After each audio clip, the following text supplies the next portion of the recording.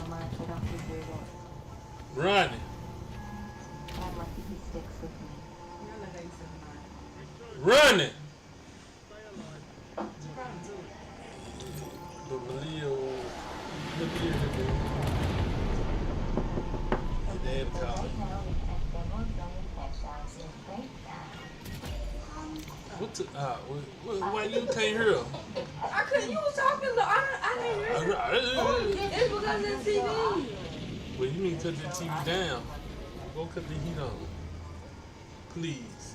Put some clothes on. She gotta wash her ass. After you wash your ass.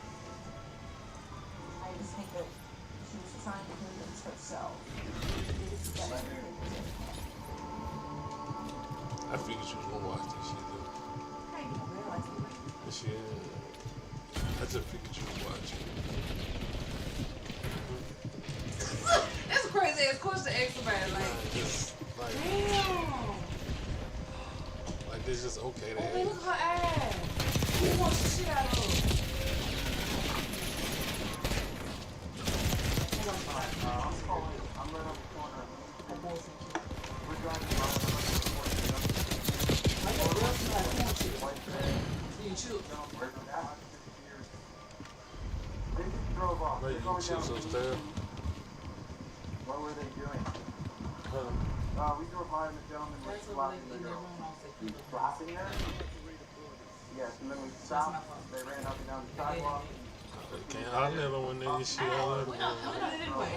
So you said, why is that? I told them I ain't saying nothing. It was Huh? a smaller van. no boobs.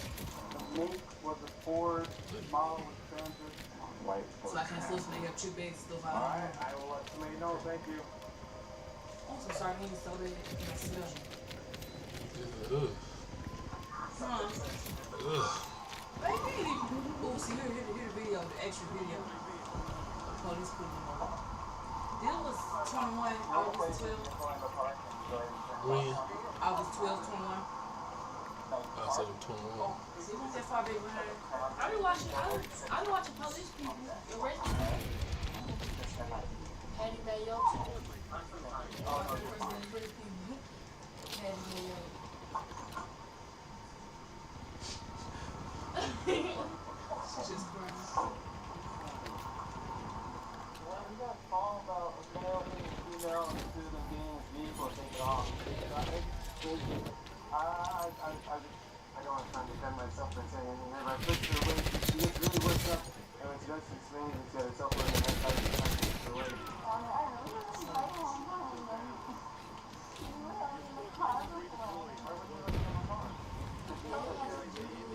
Yeah, I'm watching on Netflix.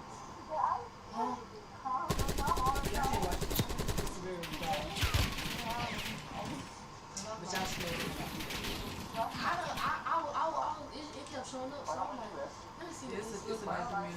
So I'm looking at it, like, this song I'm not gonna watch. It's not.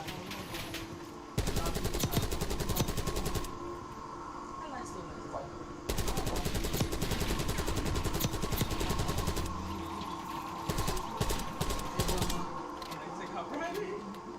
I know police will kiss my face.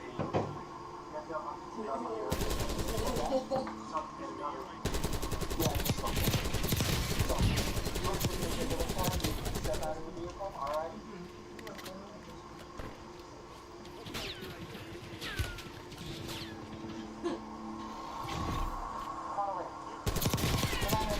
So, tell me what's going on. The shoes just really don't take time. I try and really distance myself from it. So like, I lock the car and I open the window. Like, what happened this morning was like, trying to set myself around the website blog and everything. So, I every time, and we really had a nice one on the bench, so we're going to put it on. So, one time up on set, like, give yourself on there, that's why I was sitting there already. Because I like the keys or the waffle ass. I said, let's just take a breather and let's not go anywhere, let's just calm down for a minute. And it worked up. And then she had her phone with like a speech like that. But I was trying to, I know it's no sense, but I just trying to push her away to go, let's take a minute, step back and breathe. And see what she got into the phone. What's your name? Gabby, how old are you? Did you hit the thing? Kind of looks like something like in the face. And then over on your arm, shoulder, right here. That's new, huh? Kind of a new mark. So you know, you feel good if you think you can have it. I understand. But we want to see it. Thank you. Good job. Why do you... Oh, hang on. So I'm just trying to keep her away and not get hit. And then I got really loud and then that's probably your attention where I was going. You know, back up, get away, get away. Okay, so I said you pushed her to create some distance, obviously, right? What happened after that? What got the scratches on your eye? No. We're looking at that, right? Stop the thing. While you're driving? While you're driving, you're hitting them? So you pushed her and she hit you? She was wasn't like a push and she jumped on me. She was already, I don't know, she was already swinging and I was for one thing. Yeah. But I was running there with our things. Yeah, you got it. She checked in and I got one back.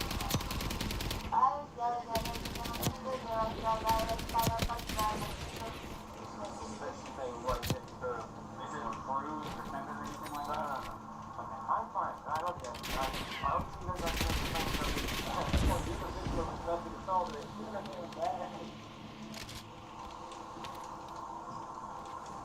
Damn. No. Man, they beat the shit out of each other. His eye fucked up, her eye fucked up. He got a bite mark on his arm. They changed her ass up. She said she ain't taking this shit. Hell no, but they admitted to both of them fighting, so police trying to work it out. See, now we were fighting in the car, we going to jail. Y'all doing too much talking, ain't nobody got handcuffs on. It's a beautiful cafe, isn't it? Yeah.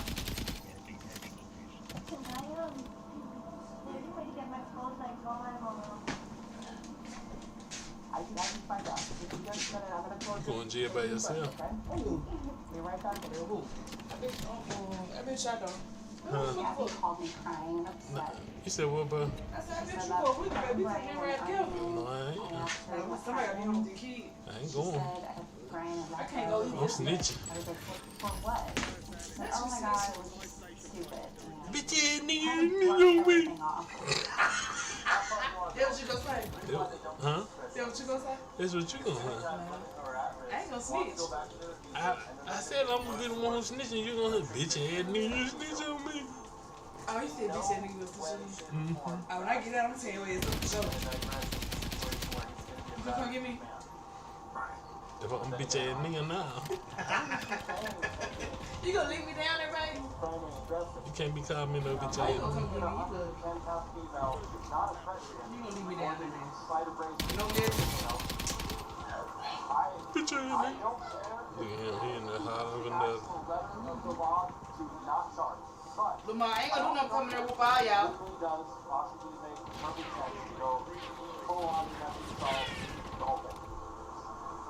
So I would make a decision yourself. I'd rather be dinged for the decision I made than a decision I didn't make. Another option is to not charge and separate them. If they find themselves together again, what if you separate them? Mine is pretty safe. Alright again, yeah. He does have marks on him. Normally we take people to jail, but he's trying to work it so you can just have the van. Tomorrow, do you have anxiety? No, you worried about it? Like have a lot of anxiety and stress? Same. I'm not trying to do your life, but you know you have anxiety. Look at the situations you can get in. You know what I mean? Alright, Brian, couple things. Couple things. One, I got no television tonight. Thank you. Alright, gas off. So I'll gas off. Next breath. You're gonna have time. Watch YouTube.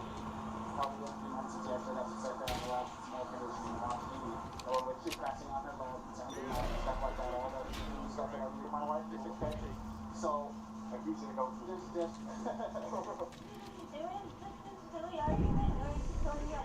A silly argument where it came to putting hands on each other and who's got one.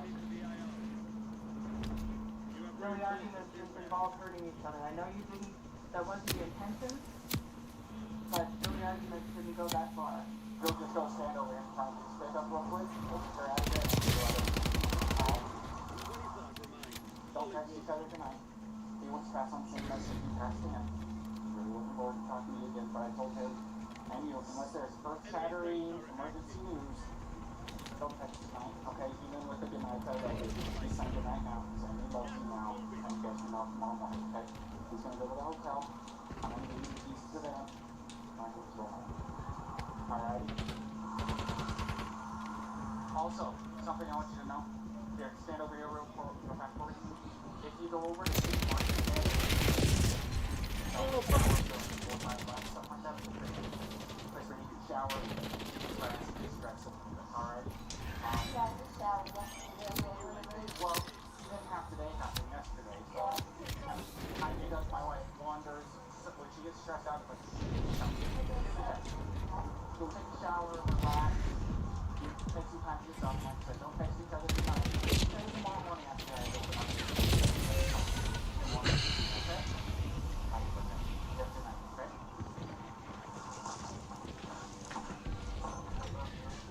What's that? You like it? I was wondering, what do you want? Yeah, dude, I got my own phone hooked up to this thing.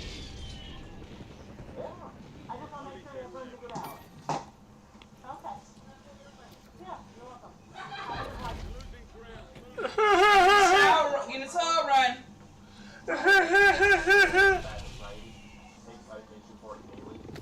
This is a little bit sad.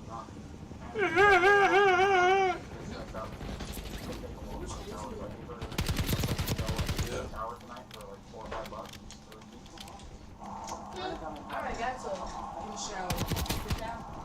Knock my cup over.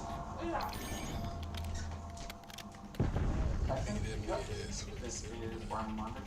Alright. I'm going to take you off in the hotel room. Alright. And like I said, just remember my request.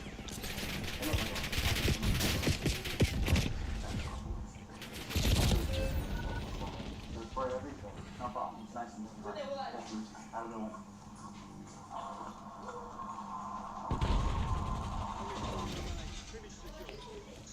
I spoke to Gabby that evening. She said that her and Brian just were told to spend the night apart. But that's usually situations like this, just to cool off. I said I don't Play it up, you bitch. being alone in your van. Where's Brian going? I was like, this is into a hotel. If you play it up, you win. I was like, why is he going to a hotel and you're in your van by yourself? And I was still in shock and like, you need to come home and end this trip. It's just like, Mom, I promise everything's fine. We're just going to continue the trip.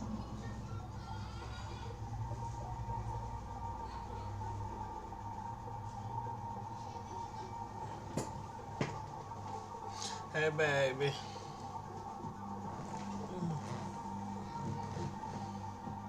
Shit, they gave him a hotel. He left the room her.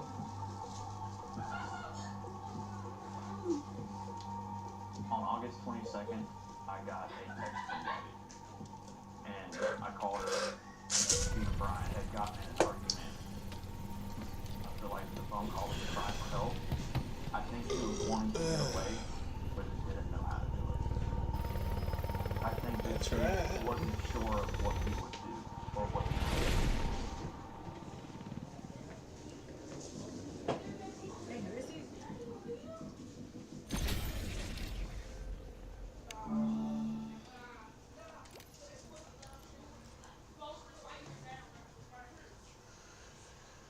Hello, and good morning.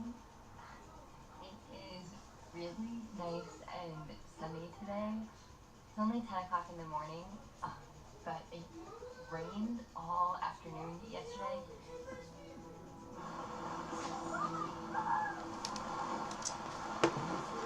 All you do be hollering.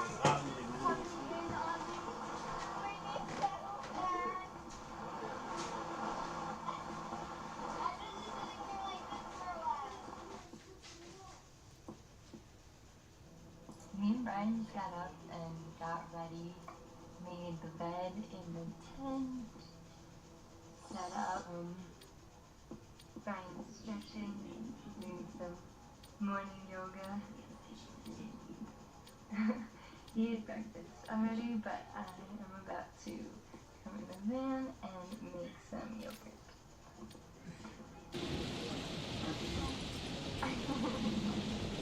After Mom and Kristen, Gabby contacted me and said that Brian was going to be flying home to empty out a storage unit while Brian was home. Gabby stayed at a hotel in Utah working on the YouTube video.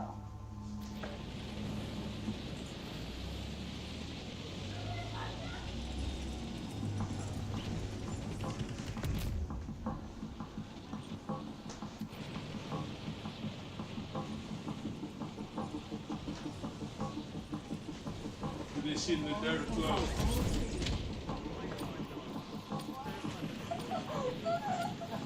I believe one of the hardest things to do is walk away from somebody you love. I think that's a big reason she stayed was because she loved him. It's a little chick. She didn't like the way he treated her, but she thought she could fix it.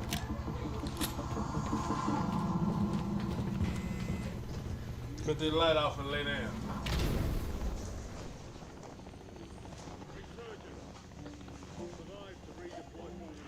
Gabby was most certainly my first love.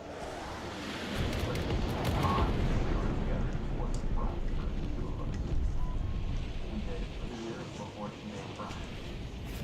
When I noticed her social media that they were dating, they were a little bit of ways into their trip. It definitely was a very eye-opening experience for me because that was something that we spoke about wanting to do together. Flying a van and traveling the country. Seeing her being all happy and smiley and laughy on videos and stuff like that. I was definitely like dang, that was supposed to be us. But I was still super happy for her because I knew that that's what she wanted to do. On August 22nd, I got a text from Gabby. I'm sure I'm the last person on the planet you want to hear from. I would really love to talk to you. I'm only alone until tomorrow. My mind started racing. I was like, hey, I'd love to be able to talk to you. It's been a while. It'd be nice to catch up. And I called her. A lot of what we talked about was just catching up, how life was going for her, how life was going for me. It was just real late in the evening whenever we got to the end of the phone call. I got the vibe that she may have still needed somebody to talk to after we hung up. So I was like, hey, if you do need to talk again, let me know. That's okay. I'm okay with that. And during that time is when it was, she like kind of hinted at the fact that they had kind of gotten in an argument a little bit. She's like, I have a plan. I think I want to leave him. I'm going to do it. I have to figure out when to do it. And that's when I was kind of like, well, hey, what are you talking about? What do you mean you have a plan? From the sound of her voice, and the way she was saying it, I think that she like wasn't sure of what he would do or what he could do.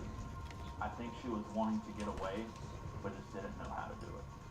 The fact that she reached out to me kind of told me that like, hey, maybe she feels safe talking to you, or maybe she felt like I was the only person that would understand, or I was the only person that might want to listen at all. And I just kind of was making sure that she knew, like, be very careful.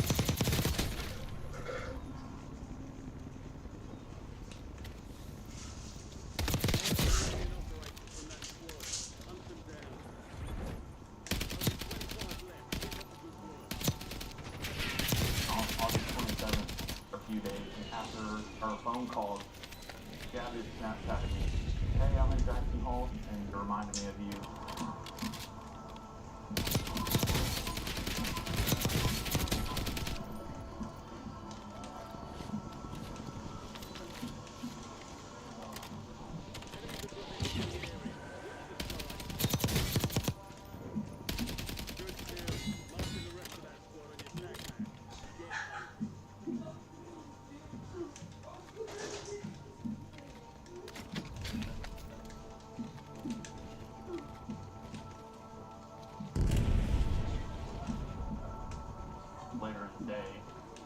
had gotten a phone call from her.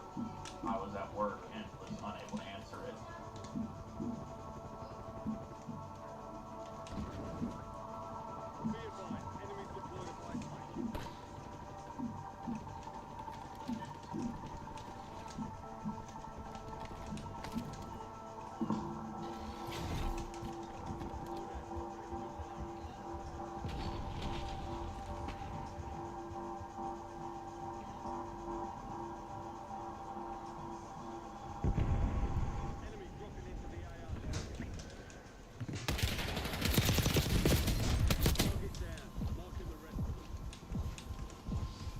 I reached out to Gabby.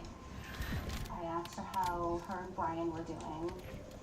I was concerned about her since Moab. He said, I'm fine. I convinced Brian to go camp out in the woods so I can have the van to myself. It's what he wants to do anyway.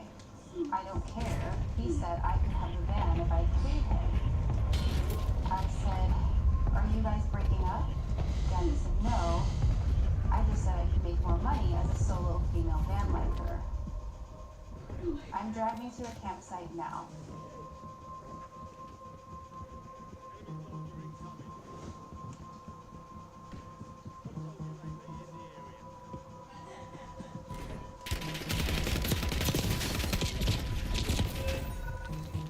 Coming back.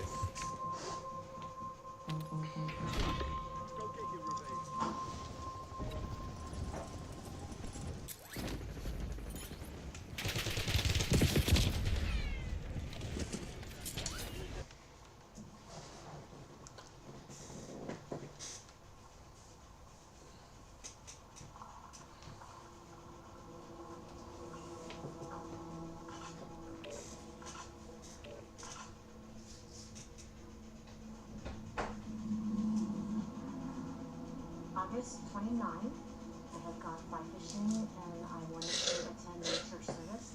In the summer, there is a 5 p.m. service in Galaxy Town. So I had decided to go into the park. I'm gonna eat all of it. After I got think the that's one of my church service, I had some I little was bites. exiting the park, and that's when I noticed the young man Put alone. him back up, put him back up. I want. And he looked like maybe he had been backpacking or walking. This is all I have to eat.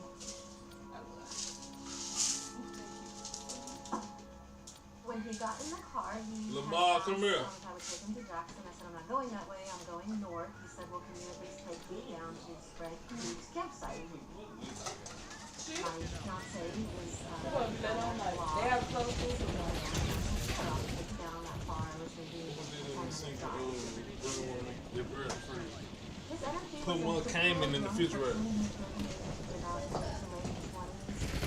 He had a little bit of a body odor about him, so it was Say a bad odor. hiking on a baby snake the other day. Oh, he just think that. We were driving along, there was Bible on the dashboard of the car. As I made Oh, I'm the thinking turn to Spread he Creek, grew up with a bad odor. the Bible I thought he was was thinking on him the then. house dashboard onto his lap. He had picked it up and put it They back got me a on the room. dashboard. He proceeded to the gate of Spread It's the Creek. flowers hotel. I said, do you want to take The me old further flowers. past the gate? This And he was like, no, I'll get out here. He literally Probably was stay just opening one the day, though. passenger side of the door. And I said, well, wait, I'm going to stop the car. I made a comment, kind of funny. One jump. So, we were walking in the city, being, driven all the way to the campsite. Unless you drive down to the I said, no, hotel, it's fine, I'll just walk from here. then you have to take me to work in the morning. Then drive back. And then when I get off, I just tell you what room. You don't want to drive in the snow like that?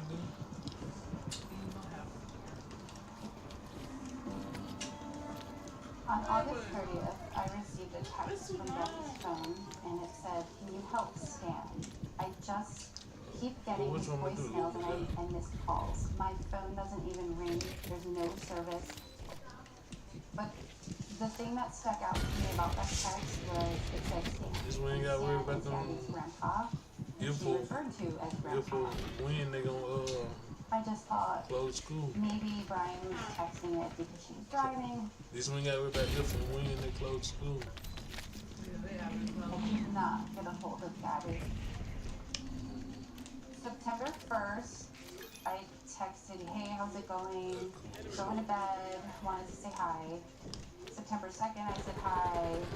Asked her a question, are you going to Montana? She did not respond. I was looking through social media every day, and I wasn't seeing any new posts. Gabby posted her very last Instagram post on August 25th. That was the last time I FaceTimed with Gabby. I started to get nervous. But I thought I'm overthinking it. She's not with her list. It's having fun or hiking. I'm scared though. She'll get back to me when she I said that, but I'm scared. September 6th, I texted her, Gab, I just got home from camping, haven't heard from you, love you. September 7th, hi, I know you might not have a good signal, but I'm actually worried I haven't heard from you in a while. On September 9th, That's the only thing I can think I of. That texted shit. Joe. You want to stand up all day, you can. I haven't heard from her. You got shit key? And I was like, I haven't I heard gotta from check her. in. I'm talking about So we started like phone calls Thursday. with her. How many days they into? I had got a call from Gabby's But mother. I don't think it's gonna snow. The snow won't stick that We long. haven't heard from her. We've been looking for her. So after keep working. I texted her a few times, like, hey, hope you're doing good. Your mom's You looking go, for you. you go to the hotel and I meet you at the hotel. You got shit in, don't you? Right, I had started but they to begin got to think buses that to work. Gabby had Okay, so gone through with her I'll plan. be go out. to, when I take you work, go to the hotel. I started getting the vibe that something You was come home. going on. Everyone had plans. Oh my shit. Okay. Yeah. Okay, I think you working. Then at 3:30 you will be already in the West Nile. Check in, then you just come in. Okay. I was concerned that both Gabby and Brian were missing. They were camping by themselves. They could have gotten lost in the mountains. We gotta eat. I already thought like shit. I'm gonna bring me some On food Friday, from work. September 10th, I Or they tried got the texting what's the name Martin already there? Roberta. You got food for y'all? I said, hey, happy birthday, kids. I'm concerned about them. I Cafeteria haven't work heard from or them. canteen the That plaza went food. through. No But I'm gonna response. see you anyway. A couple hours later, I said, I hope I have the right That's why I number. said give me some And that went noodles, though. green, as if I had been blocked. Just come sure this or what I the phone was just shut off. throw in one in the microwave. I reached out to Brian's parents. They just never responded. Neither did Cassie, Brian's sister. No one. Gabby But is really, this is the person that I thought you loved. And I have text messages saying that you were gonna be Yeah. and if someone But texts you me don't feel that like you people- can drag it. I wanna know what's up. Try to. There's nothing. So I made a You know, they Facebook don't want post. There's a picture of her sitting on a rock. Said, where's Daddy? So a post that said, we got a Facebook there. If anyone has any information, please let me know. So I immediately sent it into our high school friends group chat. We theorized that the two of them just chucked their phones into the ocean and said, we're done with it, done with social media, we're done with anyone around us, we're just gonna be together and go off grid. We started making phone calls all over the West Coast, all the parks, police, to report her missing. But they told us that it had to be where your place of residence is. That's when we decided to call Northport Police. No, Northport leave me Police at home. Department. What can I help you with today? Well, Well, your just head thankful probably for big that, for just because my daughter lived there in Northport, but she's been on a road trip in her camper van with her boyfriend. She's gone on like off the grid for 11 days. Stop talking to me, Not man. like her What's your off. ugly ass up? I don't know what to do exactly. Little stank ass, stank ass nigga, shit boot ass nigga. Okay. But then after that, Man, goose looking ass nigga. I don't know. here, The phone call that I initially received. You got a wasn't goosey face. necessarily Boy, shut your ugly ass up, man. Salmonella eating ass nigga. as far as where Gabby was. So on late Saturday, September 11th, we had officers. I don't know, Mark Henry looking at nigga.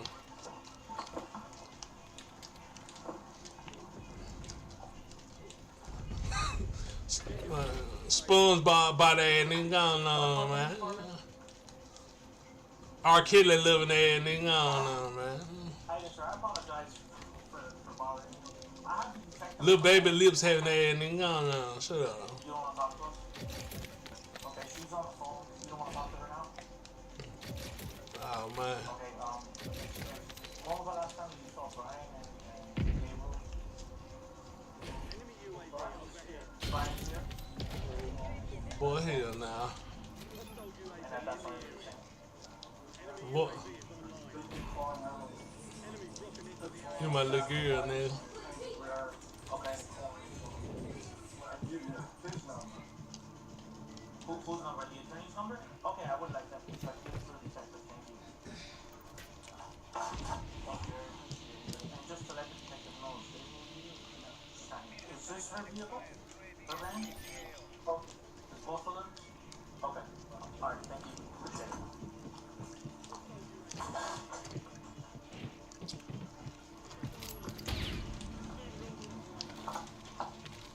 He said they're not talking. And then Matt, who does that van belongs to, he said both. You're seeing the van in their driveway and they won't tell you where she is? Yeah, I ran all the time, and then there's a little white van that comes right into Gabriel.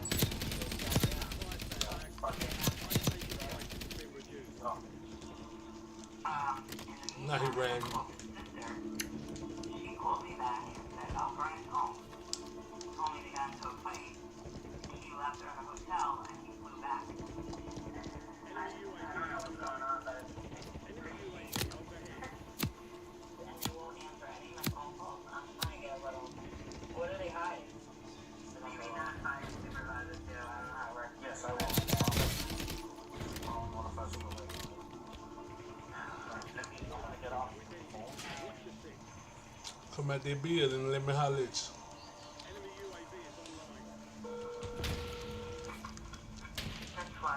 Come out that building and let me holler at you. Not too bad.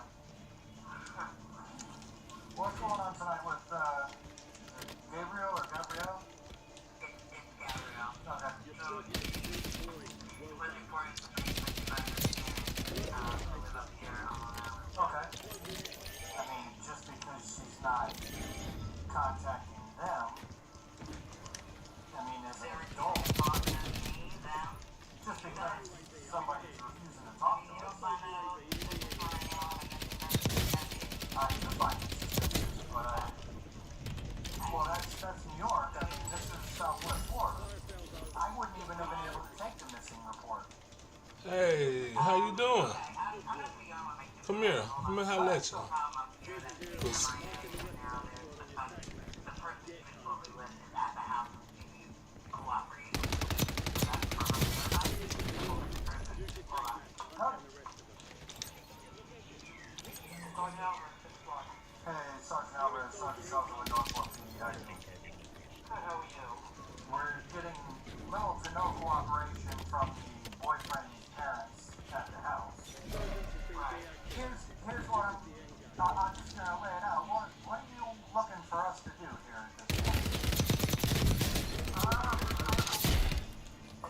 We have conflicting statements. I got aim like Johnny Dane. I was born to shoot. Yeah. No contact with the parents. But based on, her contacting you along and now there's nothing, not your phone on. Sure, I agree that that's suspicious. I'm not denying that in the least. No, I'm sure you're not. Here's where I'm at. I agree everything is odd, everything is suspicious. I don't think we have probable cause. They go then. The best I can do is maybe go down and try to see if they'll talk to me. So, Where you at?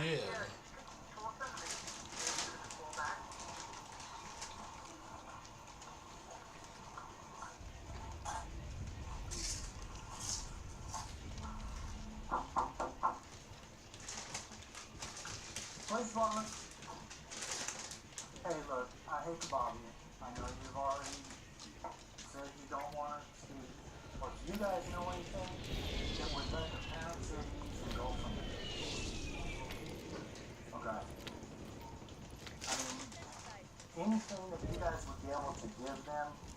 Is any type of help? Last time your son saw her? Anything like that?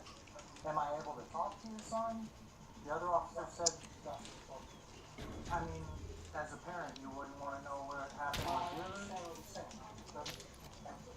I mean, it makes it very odd, don't you think? From my point of view. I'm talking about I'm not speaking so the van is only registered to her, okay? I'm not really sure. Well, I'm going to tell you. I'm telling you. The title on the state of Florida is it's only hers. So it's not supposed to be here. So I'm going to take it so it doesn't get it.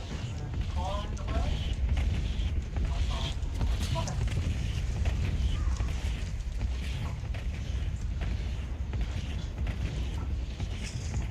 If you're able to just hook it up.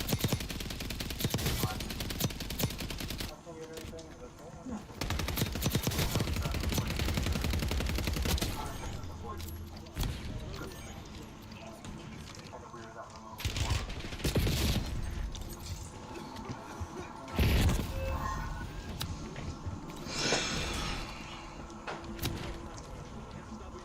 Knock at the door. And I see Dr. Barry standing there.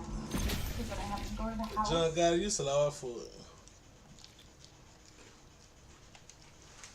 To check to see if Brian was there or if they had heard from Gabby and Brian. And she said, Brian's there. Play again, little nigga. Gabby. And Play again. he's lawyered up. He has a lawyer already. I never felt anything like that in my life. My body would not stop shaking. We started screaming. I collapsed. What do you mean you told me? What do you mean you got an attorney? Why would you have an attorney? My whole body went into shock. I thought.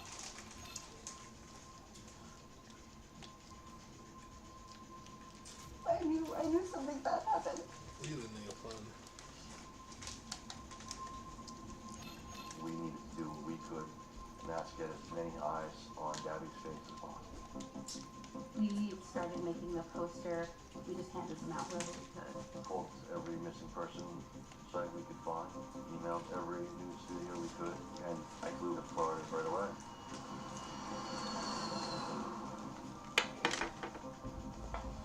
Alright, what I need from everybody here is help.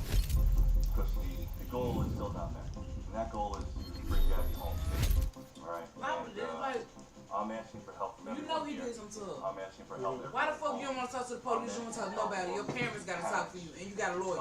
What you need a lawyer for? Brian, and I'm asking for help of the family members and friends of the Laundry family as well. Pop the lid! Pop the lid! Hang on! I want to try my hydraulic wedge. Move, I'll do it. Quietly, guys. For a missing 22-year-old from New York after they said she disappeared while road tripping across the I don't even remember. Everything's a blur. Demands for answers tonight by the family of Pop a young the lid! woman from New Pop York. the lid! Hang on! I want to try my hydraulic wedge. Move, I'll do it. Quietly, guys. I just lost it, to be honest. When they come out, can I get? Screaming, what did he do? When He they come did out, can I something, get? what did he do? I texted Brian. The message didn't go through.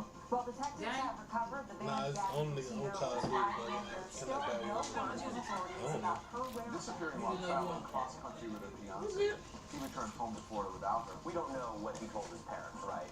But the fact that his parents have been uncooperative, have not answered questions by the Petito family. I mean, imagine if it was their son that was missing. This investigation, as we've said, stretches almost from coast to coast, more than 2,000 miles right now under investigation. Teams are trying to retrace Gabby's steps across the West Coast, including the Grand Teton National Park. We discussed sending one of us out to Wyoming, and we decided that Jim would go. We needed somebody out west where we last knew her to be. Tell me what you're doing here to help people find Gabby. We're just here to support law enforcement with whatever they need. Cheeze up that, yo. Cheeze up that, yo. Water though. Water though. With this job, you never know what's going to come at you on a daily basis, and I think you just need to be prepared for anything. This was a case that we started to handle it as we would any other case. I'll try to get around. We've had situations where we've had to locate people that have either gotten lost or injured in the wilderness. Authorities are continuing their search for a missing 22-year-old woman, last believed to be in Wyoming. Officials with Grants National Park confirmed to me earlier they're searching several different areas of the park. But with the amount of national coverage and media that was involved, it became something that was unique to I'm in Prestige 2. We only in Prestige 3. Anything like this.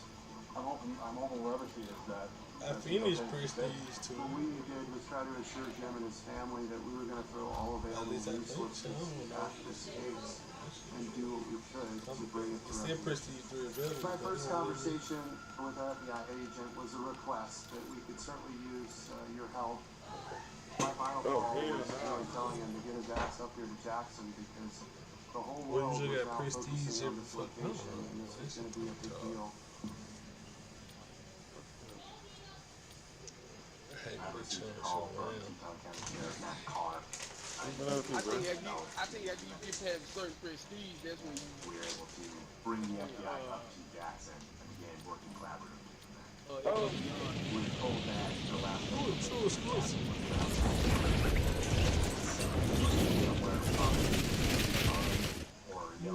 exclusive areas. So we're looking at a search area of about 20,000 square miles. Obviously, we need to narrow that down. I was gonna say, you know who True Exclusive is? Multiple agencies trying to get more data.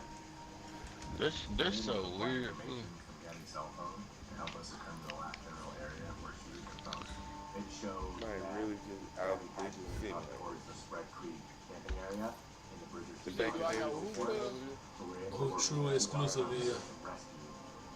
The train around the That shit weird. Fuck. One side of the creek is a big plain with a lot of bush, but no roads or trails. On the camping side, it's very heavily wooded mountains. We had folks on foot, we had folks on side-by-sides, we had horse teams out there, we had drones flying. We were using every bit of technology that we could to throw into the search area. But there was a lot of pieces of the puzzle that had to be put together. So we worked very closely with both the agencies up in New York and down in Florida. I don't take my position as law enforcement for granted. Some of these stories are difficult, but getting closure for the family, getting answers is what's important to me. What people don't understand, especially for federal investigations, we need all of our facts, and we need to be able to support whatever we are about to allege. In the beginning of this investigation, we were still developing those facts. We had surveillance on the Laundrie's residence. There was a camera and then I could down the street. There was an eye on those, certainly. But the fact that there were a ton of people in the way. Dozens of protesters descended on the Florida neighborhood where Ryan Laundrie's parents reside today. Very chaotic scene out there. People all over the country are anxious to learn any details they can about Petito's whereabouts. I just hope that they would do the same for me. Brian's parents were not cooperative in the search for Gabby. So at the time, they wanted to carry on with their regular everyday life. In fact, when Brian first came home with the van, Tim, his parents, and his sister Kathy went on a camping trip at Fort DeSoto. This raised a lot of questions and speculations naturally about what the Laundrie family knew.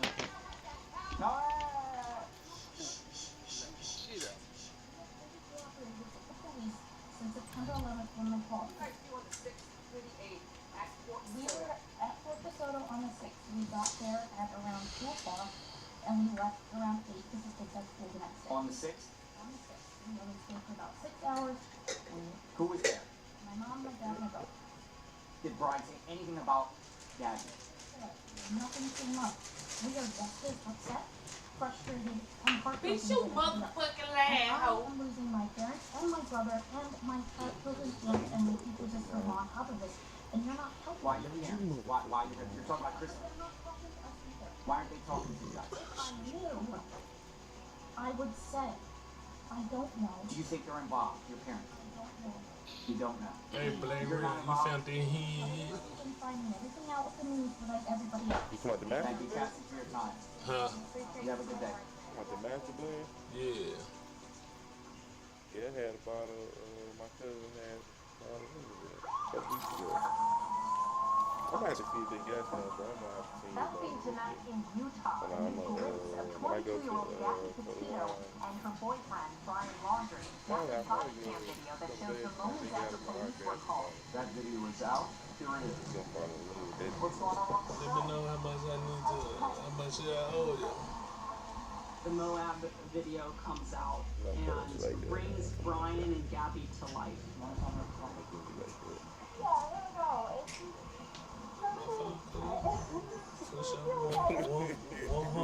Once the video was released on the news, I saw it with the rest of the world. That shit I did watched fine. my daughter looking frightened to death. That's when I realized that things were way worse than I could have imagined. It almost is like drinking XO. It's almost like drinking XO somewhere around XO. I think it's better than white to me, in my opinion. I fuck with that shit. How much about it? How much about this shit is? How much the bottle was? Yeah, I'm like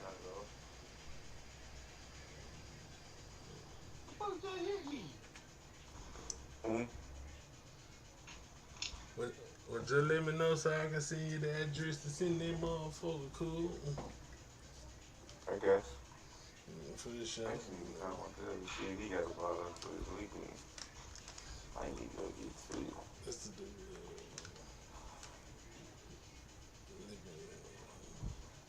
It be hard. Tomorrow sell out. They sell out, they don't give you more blessings. But man, I'm finna take the game off of it. I ain't gonna lie. It's just now. What happened? You in your home, boy? You said what? You in your home, boy? I gotta get this 9-9. I'll be over there in a second. I was finna shoot. Never mind. Well, I'm finna shoot. Go ahead. Ball and Hennessy XO. Knock one. How y'all in there? He was like, man. Oh, shit. That ass bottle. Brr, that was fat as hell. He was like, man, I gotta get this. He was like, man, I gotta try this shit. But he said he ended up buying him a bottle. And he was like, man, He probably that's got the best shit I ever had. Yeah, they cut him up. He was Cut like, him man, up.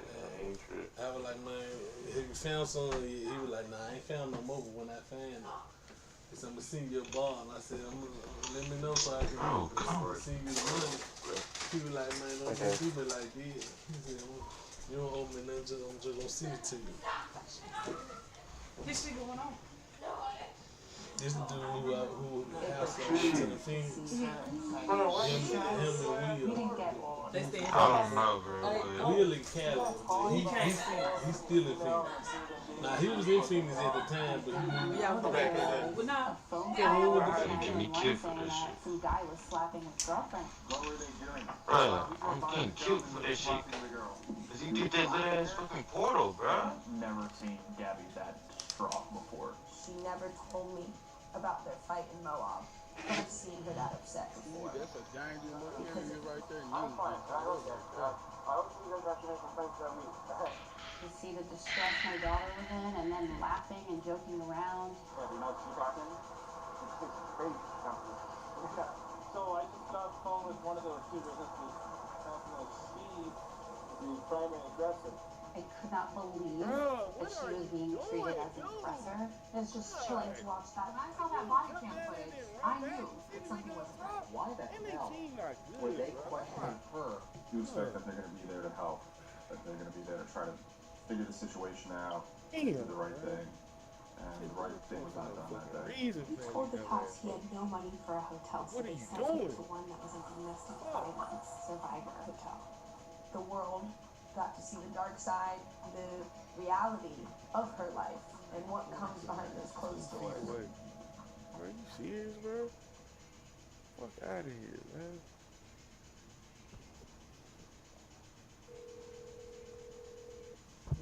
Got to kill with Lifeline though, bro. You know, she ain't taking many bullets. Yeah, hello. Gonna hit the floor. Yeah. Officer Locke with the police department. How are you? So what's going on? I don't think that guy's very well. You need it, but you kind of really don't need it because I'm not fucking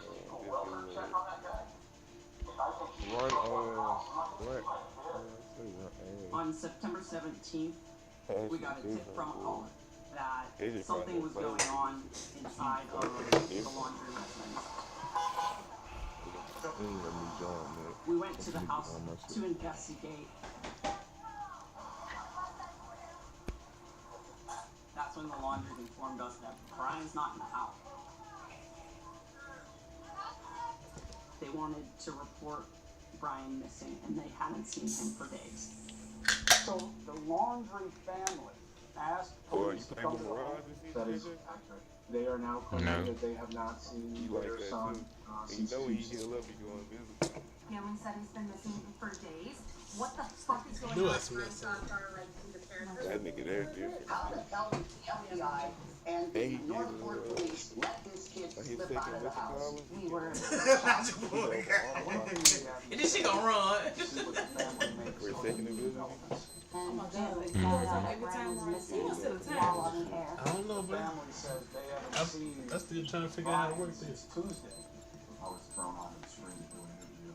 Felt like a deer in headlights. Yeah, it's the first time we're hearing it. I don't think I even had a moment to fully digest it. This shit something serious. This shit. Yeah. I'm on it. I was like, I'm on holy it. shit. Brian's Boy, gone. you ain't no shit. We now have 2 people. I'm on it. Yeah. We searched Brian's house. Hey, them a great nigga, bro. Jacksonville, nice, Among his belongings, there was a note that Brian's mother had released from. They can't get this. I'm sure, like, they defense garbage, boy. Who defense? Nothing will or could ever divide us, no matter what we do. If you're in jail, I will bake a cake with a file in it. Defense If so you need to garbage. dispose of a body, I will show up with a shovel and garbage bag. Hey, Eddie. How did Marion Barber there? Y'all old running back. I forgot. I ain't know that nigga was dead. He died He later. died. Man, that fucked me up. I was like, damn, that nigga dead. MJ gone. That nigga dead. Descended on the Florida neighborhood where Brian Lockley's parents reside today, saying they're not going to leave until we get answers. A tremendous twist.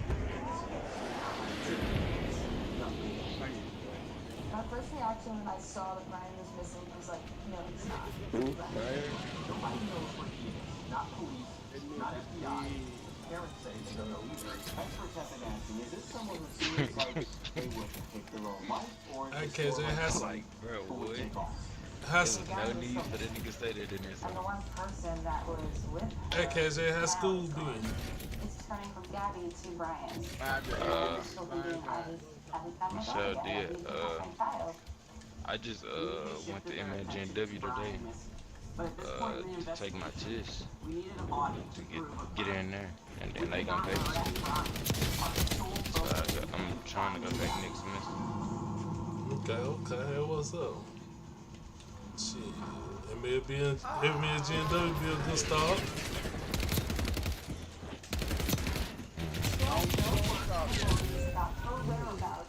Who saw the couple contact the FBI. And they be, nigga, you know what you gotta do. Throughout the whole country. Today, someone posted that they found a picture of Because if you a paper in the chaser, background. you got your block on fire with the energy.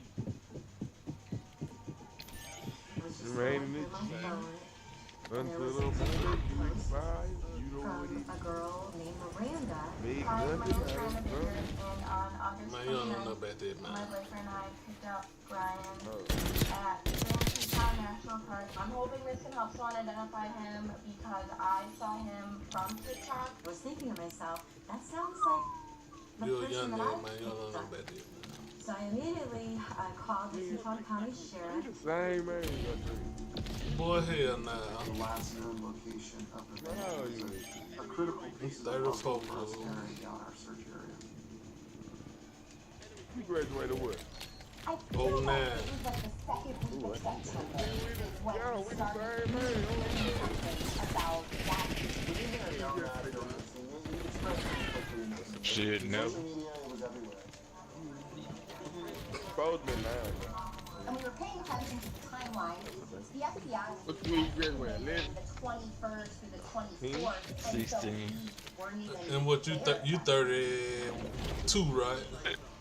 On August 30. 27th, we were just looking for a place to stay over the night. 30 what? Friends said, Spread Creek, go check it out. we came, we 38. slept, and then we went on our way. I was editing our YouTube video Done from this nigga on the Spread ATL, they Creek were doing timeline the real. on August 27th.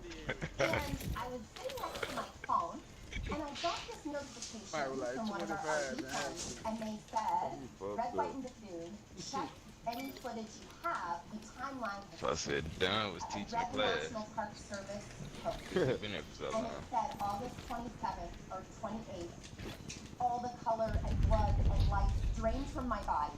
Y'all fucked up. ADG still giggling in this. ADG still giggling. Low key, y'all don't hear him. Y'all, he petty as fuck.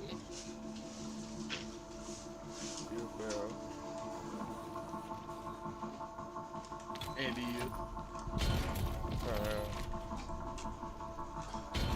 He a fair relationship hoe. That's Gabby's thing. I said, we're posting it. We gotta get it out here now. No, I'm a slim fat relationship hoe. It was up over around 1 billion views.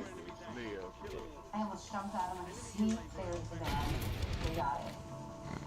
Yeah. I was at That parlay could them folks down 15. Yeah.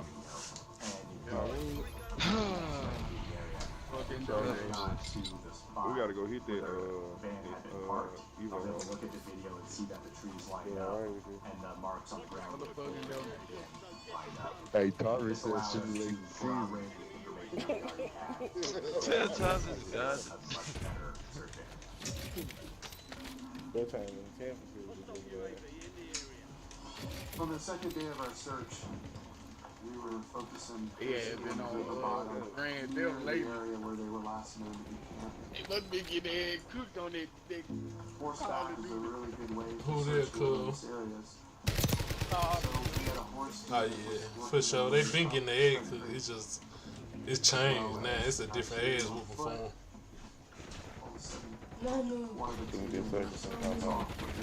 But see, all that stupid ass gotta do is stick together. Yeah, sitting there.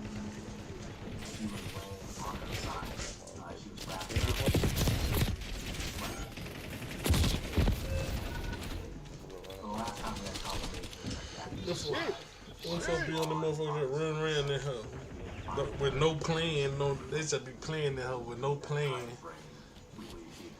Alright, get it. Alright, let's jump in. Let's get a load out. Let's get a UAV. And let's make something happen. Trade John Moran, the murder rate gonna go up.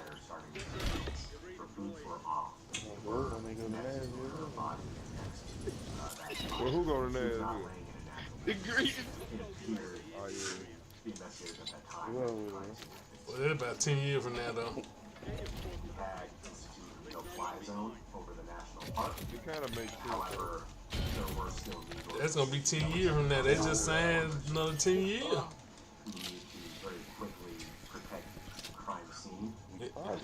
And shit. And by then, St. Jude have been in finished state. Shit. I doubt it. You said what?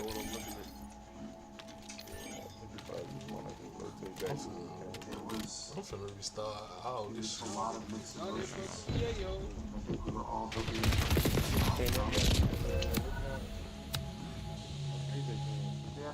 Yeah. You pick the one we hit this right here? Yeah. So they would hear from us. My 9 is on the side with me. There's one right here. I can hit this one right here. Yeah, great. The morning of the 19th, they told us that I'm charging 600 yo.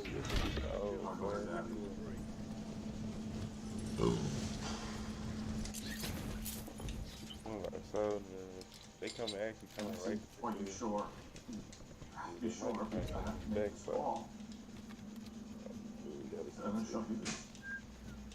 I don't want to, but some stuff I haven't even identified. What the fuck is this? Oh my god! Laying on the ground. I'm outside. Donations. Trying to go a top black. But you want to stay down line? Coming out of her We need to at least get up on the walls like we can see shit.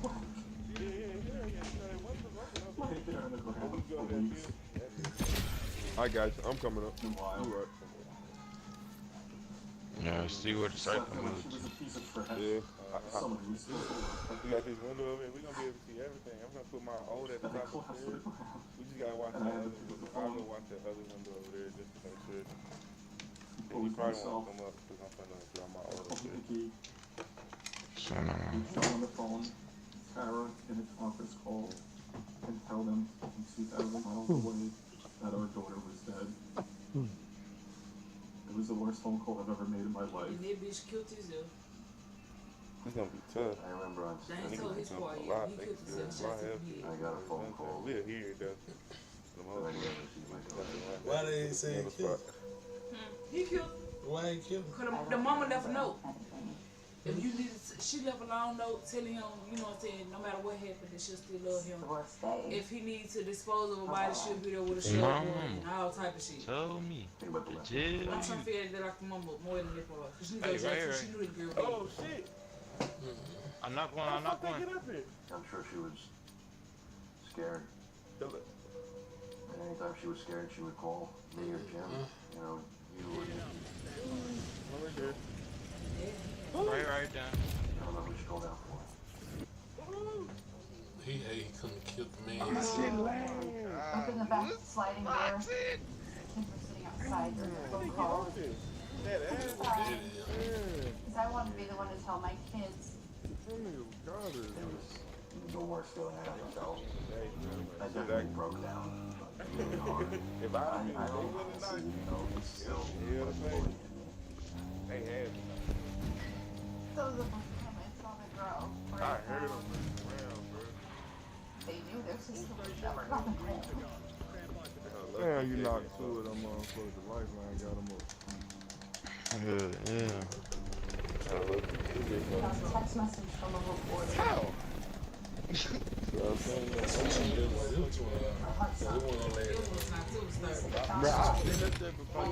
That was the first time in my life. Like 2,000. I've never felt something like that before. Before The worst thing is Before it's not even Thanksgiving. a loss. It gave out its purpose, but it was cheap. Somebody else decided that they had the right to take somebody you love out of your life. Okay, I'll take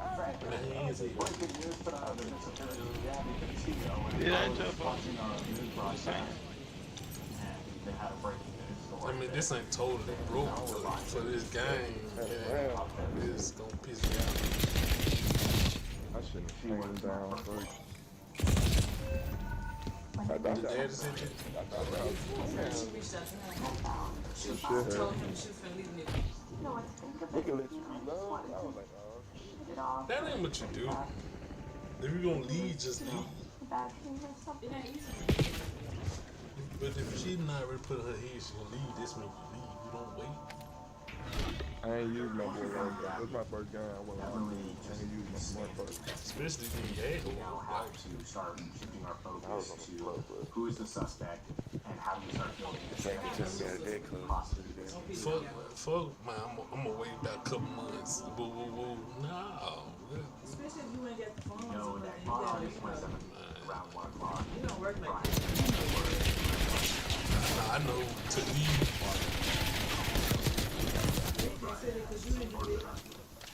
I won't get mad. It's different. When you get your ass post, you won't wait.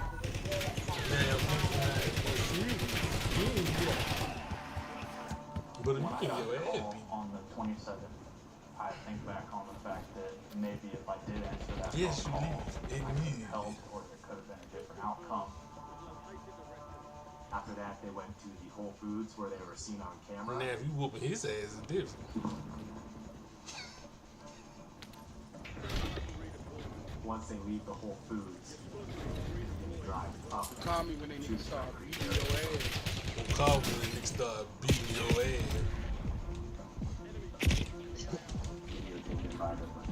Shows a white van on the side of the road at 6 and 6:30 p.m. As we passed by the van, it just looked super dark, really closed up. Niggas like you, And I think I got a heap of niggas like you, cuz. Need the move. Text message to her mother, speaking about how she could make more money as a solo family.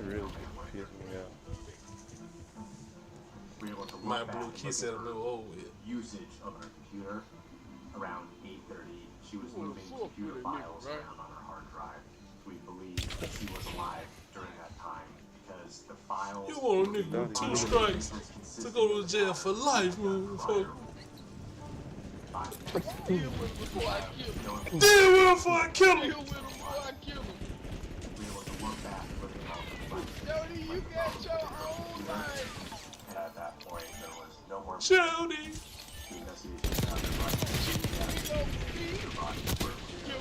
Your flesh is blood. Your child. You're not a baby anymore, Jody. You're not a child. You need to be quiet. Why you so fucking loud? I'm sorry. You need to be silent. You need some ass move. You just turned on that damn yellow. Oh God, run the camera 2-3 times. Let me see like fuck. Call for your mom. Jody. Pretty Jody. 2 minute time. So you Jody. Who? Hell nah. Until about 3:30.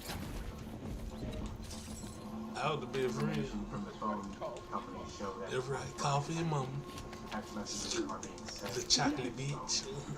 Ooh, I won't go sit in front of her. Goddamn. Get out my mouth. Hi, my name is Miranda Baker, and on August 29th, You know what I do to you in the city late night? Brian at Grand Teton National Park. I just knew he was gonna take it right there. Brian was picked up by Miranda Baker, and they began giving him a ride south towards Jackson. Around 6:30 or 6:45, Brian was picked up by Goldie, and she gave him a ride to the entrance. I knew Joe the Bud was gone right there. Man. So you know what I do to you in the city? Oh, yeah, it's over with for him. Gabby's phone are not read until Brian gets back to the Spread Creek area. Call him man, the chocolate bitch that licked his forehead. It was over with. The activity between the two phones was Who's that would have had to die? Brian was holding both phones and talking directly to himself. It was apparent that he was an alibi. Gotta go on there. On August 30th, Brian departed from Wyoming to travel back to Florida. He literally took your manhood right there. Gabby's phone to her mother's phone, requesting that the mom speak to the grandpa because the grandpa had been contacted. Stops at multiple gas stations, through credit card records. We know that he uses Gabby's debit card for gas. Also on the trip, there's a Zelle transaction from Gabby to Brian. Y'all see no flat up here? Transfer $700 from Gabby to Brian's account. And we know Gabby was deceased, and this was Brian using multiple devices. What this did is it goes from him being a missing person to now making him a federal fugitive. Damn, I need a thermite because I got fucking what's it called? No On damn September thermite. 23rd, a federal arrest warrant was issued for Brian.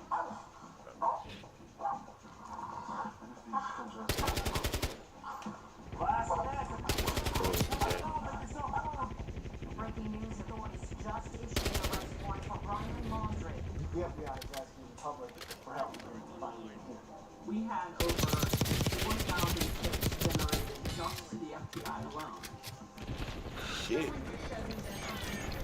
A person ducking up You need a and down, thermite? up and down on this I video. need a flatline. A lot of people are saying that it looks very similar to Brian Laundrie. A possible sighting of Brian Laundrie in Ocala, Florida. Yeah, these niggas finna come in here. That's why I was saying it. I'm on the right. I know the kid knows me. Probably one of my fans. We get a scent of a trail. We get a scent he's done. Nah, that's another knot. In order to find out what happened next, I'm we going need over to there. retrace Brian's steps. Oh, there's two different teams, two different teams, two The different teams. morning of September 14th, 3 days before Brian's They got parents new reported him missing to the cops, The new scouts and them over there. we learned that somebody had left their car in the park. Nah, he rotated for a this way. They substantial rotated. amount of time. Hey, y'all come to this side. Cause that team can come from right behind They y'all. reported that to the Northport Police Department. They ran the plates and it turned out shit. it was the Laundrie's car. I'm moving to Kid, what the fuck you want? After learning about the car being ticketed, the Laundries picked up the car from the park and drove it back home. This the mama car? His car, They informed law enforcement that the park where the vehicle Come here. was found was one of Brian's favorite places to go hiking. And y'all need the 067? We learned that Brian told the Laundries that he was going for a hike to relieve some steam from the pressure of the people in the crowd Still got that that thermite had in? collected outside Yeah, of got the two Laundries' house. We get that. He had taken a I ain't gonna lie, I'm backpack. This shit don't make no finna sense. crack All everything is Food. all your fucking clothes inside out. What? It wasn't uncommon for Brian to go hiking. You can't get nothing. No, ask me for nothing. You in trouble. You on time out. Go lay down. It You was don't for want this nothing. You reason know that the me. You Laundries talk did about not right now. contact You need to go police pee. about the That's what car, you need to be doing. because they were holding out that he would return home. It's myself. Brian Good, what the fuck you want? Crack. Lifeline crack. Lifeline crack.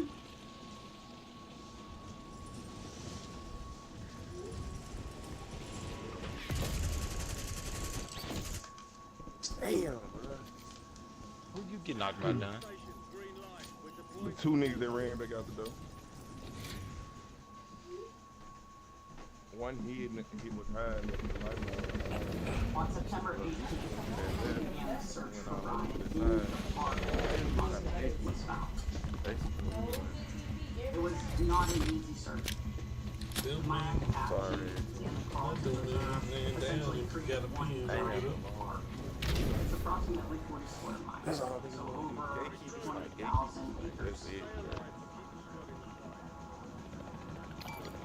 We collaborated with our state and local partners. KJ, that's why we need ads. So like situations like this, like how you knock two niggas from across, you can't really get to them. I mean, you can use. Everybody wanted to be a part of this search. I know they're gonna turn out. We had drones trying to locate just any activity that get we up out could of there. see. That's even for you. Some rappers. Like you gotta look bad, like you gotta dance. We had dogs that were picking up some sense, but they were being attacked by alligators. We also had weeks of rain, so the park had completely flooded out, and the areas to be searched were literally waist deep or up to your chest. We had people walking through that for weeks, trying to locate Brian.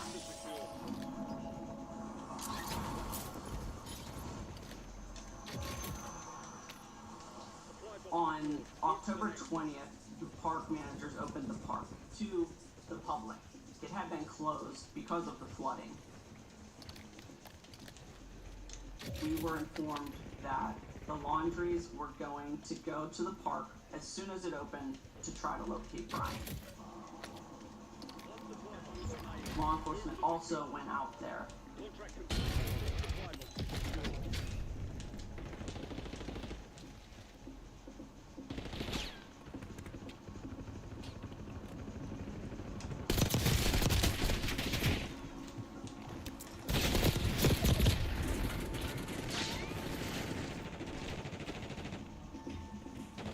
Laundry began their search approximately at 7 a.m. in the morning.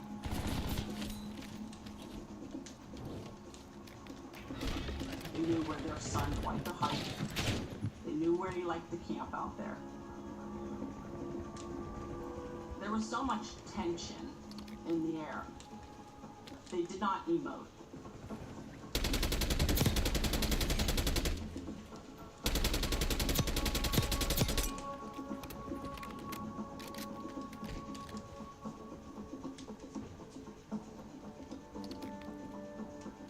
About an hour into the laundry search, Chris Laundry found a waterproof bag that belonged to her.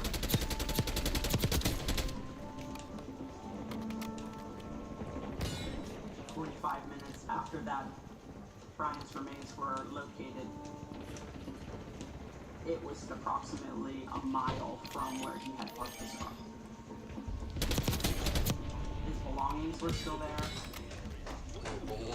His clothes were still there. His shoes were still there. But he had completely decomposed all the way down to the bone. The autopsy report later determined that the cause of death was suicide by a gunshot wound to the head. His parents found his remains. That blew my mind. I didn't even believe it. I thought it was like fake news. I was like, what do you mean? This makes no sense. I'm pissed off, to be honest. I just wanted answers. And when we found his remains, their answers went out the door.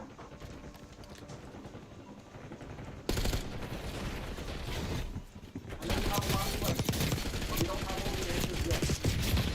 We're working diligently to get those answers. Man, we just went ballistic in that, man. Inside the waterproof bag were pictures of Brian and Gabby.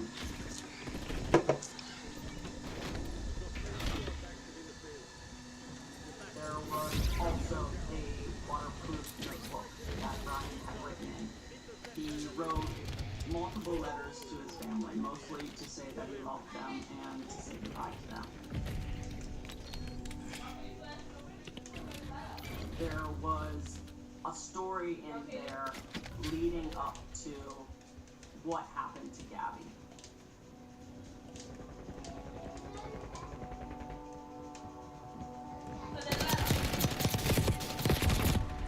Are you fucking serious?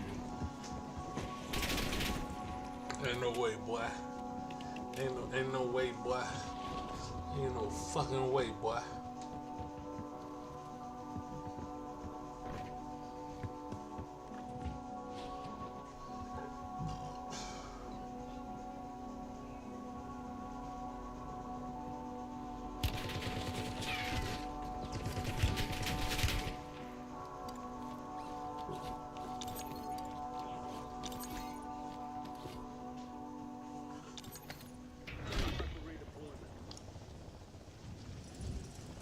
Not one of the versions of Brian's account is accurate by the findings of Gabby's autopsy. The sole cause of her death was strangulation and nothing remotely or even close to what he said. Brian wrote in his letter expressing wanting to come to New York, come to Long Island to confront me and to confess what he did. so that we could take care of him. I always found it odd that he wrote in there, leave my parents out of this. They didn't do anything wrong. I think the burn after reading the letter from Roberta is disgusting. I personally love my mother, but I'd be very concerned if she sent me a letter like that. The first time we saw that letter, we were just so in shock and angry that how could she write this letter? Told him, I'll bring you a shovel to help bury the body. Wow. Wow. We still don't know the extent of Brian's parents' involvement. But what we do know is that on August 29th, Brian made a flurry of calls to his parents. They contacted each other multiple times. And that he told them Gabby was gone and that he needed a lawyer. We found out Brian made a frantic phone call to his parents that Gabby is gone and he needs help. At which point his parents wired money to a lawyer. They contacted their attorney and wrote him a big check and said that they didn't know anything other than she was gone. You're gonna throw $25,000 of your hard-earned cash out of a lawyer from fucking Wyoming? And you're telling me you didn't ask where she was? That's some bullshit. I'll tell you that right now. I don't think the amount of money they paid her attorney would be for anything less than to represent somebody for murder.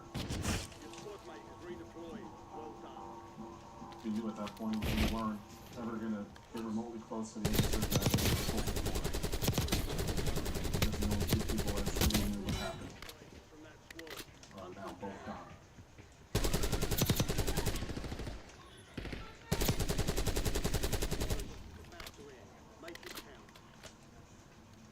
My image of Brian did something awful. And I'm thinking, Kind of rest of you niggas do something, man. God damn, instead of standing around looking crazy and shit. very close with Gabby. I think about the family nonstop. I should have put this red gun down a long time ago. You grieve every day. You can smile. The pain is always there.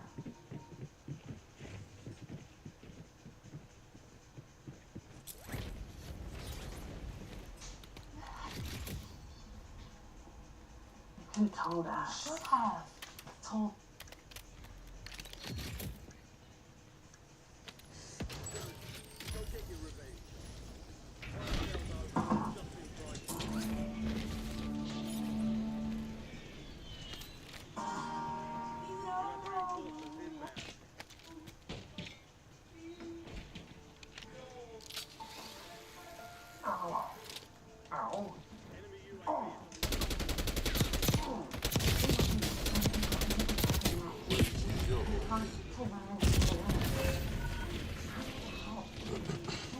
Around here, caring for everyone else, not getting an escape.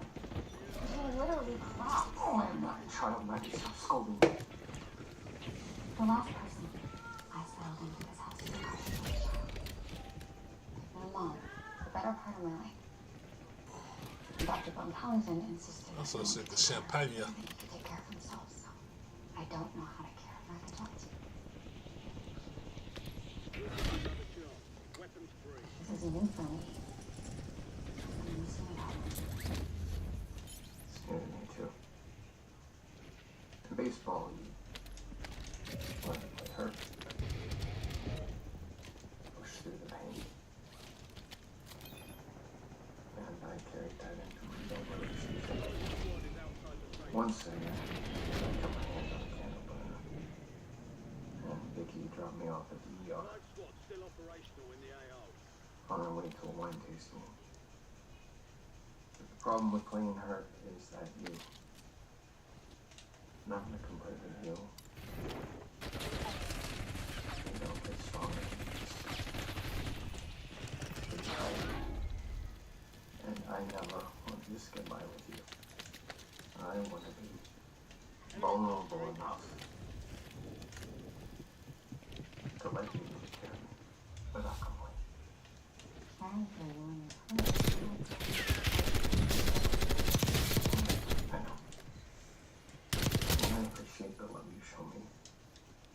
champagne party things like the night. You're an incredible woman, Maddie. You're an incredible man. Even when you're in incredible pain.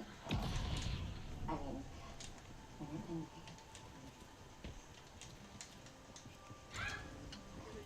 I'm gonna go pick up your prescription and go by the spa. You'll call Eric to explain. Yep. Anything else that I can get my strong, brave patience. Chocolate milk? No.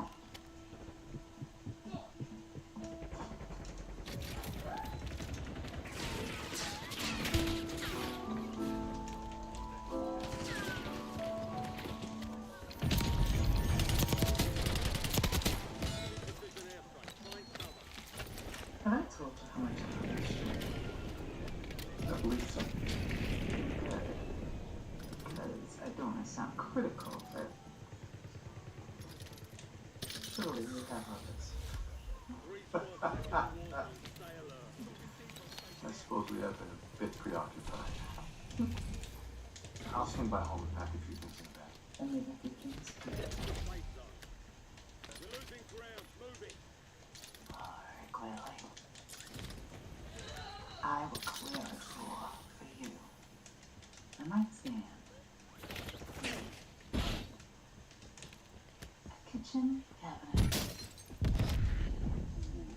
Be mindful and see me talk, Mr. King. How much do you feel I know here?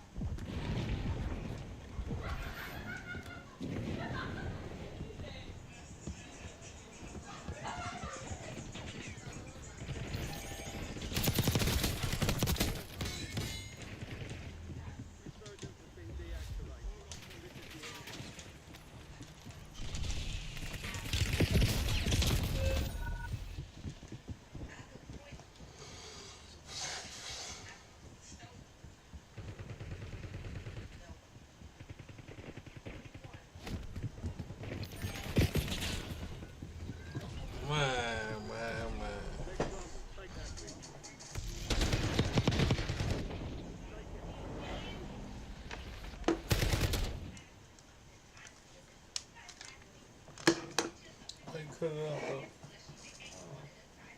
That tell you. Go to two. Let's see what the child, the white man was doing. Probably ain't done that shit.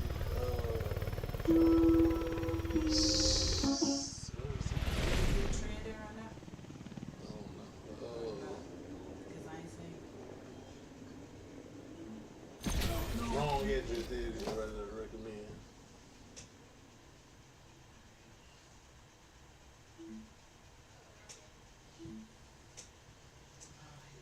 Ooh, time out! Incoming dishes! With Dawn Power Wash, you can fly 99% of grease and grime in half the time. Oh my Grecian, look at him go! Yeah, Dawn Power Wash is unique. It absorbs grease with 3 cleaning boosters, removing it 5 times faster. For Pete's sake, that was fast. And Power Wash can replace multiple cleaning products. Oh, fumble recovery! Ooh, those suds got game. Dawn Power Wash, the better grease getter. Some people just know they can save hundreds on car insurance by checking Allstate first. Like you know to check first that you bought seats in the right section. So check Allstate first for a quote that could save you hundreds. Thanks for calling Consumer Cellular, ranked #1 in network coverage and customer satisfaction. Hi, my friend Linda has you guys who gets way better coverage than I do. Sounds like Linda has you beat. Post started I'm 8. bowling. You're breaking up a little. Are you really ranked #1 in coverage? Yep, and plans start at just $20. Support lessons for Linda. You're embarrassing yourself. At least my phone works. Switch to the carrier ranked #1 in network coverage satisfaction. Call or visit Consumer Cellular today. At least something to change. I watch my ex while leaving. I don't like this type of shit. Man, I can see y'all motherfuckers that wasn't just sitting there looking at me, man. Y'all niggas sitting in this bitch, man. Cold in here. You be out one day. Smoke or something, man. Goddamn. They got Come talk to me and tell me why I'm in this motherfucker. they got corn dog, breakfast sandwiches, noodles. Well, Mr. White, let's start with your daughter, Marie. One day they'll live. It just she multiple days. This she go.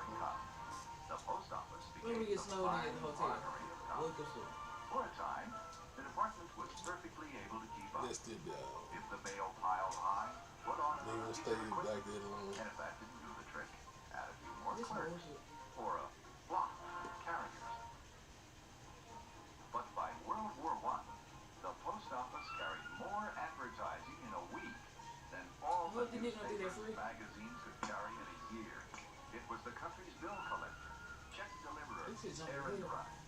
The volume of mail delivered leaped to 20 million. By 1948, it had doubled.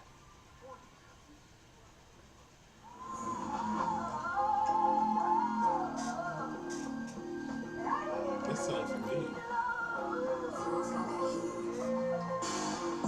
365, we on the same shit. Get a load, That's the nigga Johnny just saying. took a trip by myself with the team. Streets went crazy. Oh, that ain't him, but that's the music. Started with a half ounce, came a long way. Ride around the worst though, nigga, me and Katie. On the plug, beat the team, baby boy shit. Truck mail with my life. There you go. That's him right there. Where everybody eat. Young dog looking at me. I see my nigga down, they fuck with me. Man, that's just like Young Dog. Round send an extra hundred, really fuck with me. Captain Iron the whole time. Niggas know they stuck with me. When you down bad, no, they don't treat you bad. Real nigga motivation, go and get a bag. When you was clocking in, nigga, I was in the trap. Got one in, one still left. Know the shit on FL, posting on the rap. That nigga took money, hard on that, go to trap. When you got every minute, nigga, when it drop. He'll play a pimp across the street from the come on down. Just do 30 bombs. With two white hoes, ugly white hoes. Like, bro, I was healing. No, I was in the building. They threw 30 bombs in the building. He'll be the grandma best friend. I ran towards y'all. You went in the little two-story building and then No. Sounds like cancer patient. It's like cancer patient. Why is her like that? Like it don't grow in spots. Like you got a alopecia. Yeah. You probably do. Look at eye. Charles the White got a movie this year. You like a little roach. I swear to God. A roach with a LeBron cut. Mine. Don't even let this shit go. For real. Who knows what the fuck he holding on to? God damn, child. Put this shit up. Put the black spray.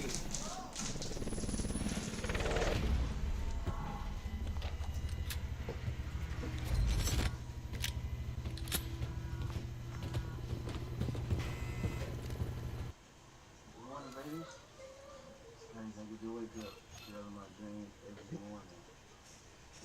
365, we on the same shit. Your ass should be up before me. My little like We got LeBron. bills to pay. Long supposed to go pay it back. And that little basketball over there. Somebody needs to question Keith Sweat. Cause you may be young, but you ready. That nigga said, ready to learn. What? I don't think we're waiting on now is a phone call. Should it be sooner or later? Alright, let's lock in. Put that back in. Having black lizard points. You need to get Huh?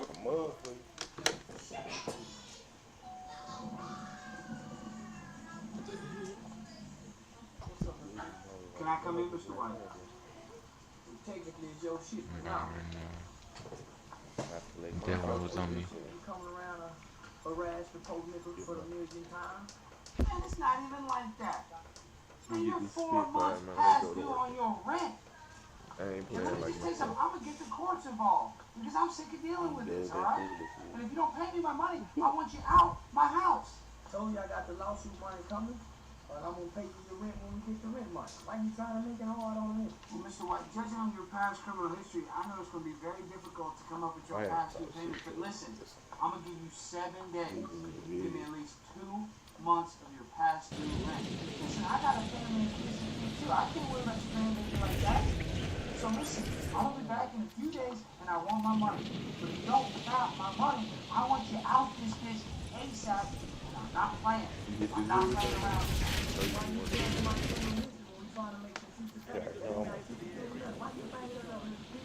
Me and my daughter, look, she just I'm gonna hit the light on that. As soon as she come up with something this week, I'm gonna give you something. If I'm with work with you, you know I get out my hands on the time to save my life. Nigga find me out with the don't come on with me. I can't be worried about it. I got to be and white shelter, alright? So I'm gonna be back in a few days. You understand this way? Don't wave your finger at me no more. Yeah, it's good. Damn, I ain't but Hey man, call me before you pull up. Don't bring all them niggas with you. No, I don't like this shit. We can do it. Alright,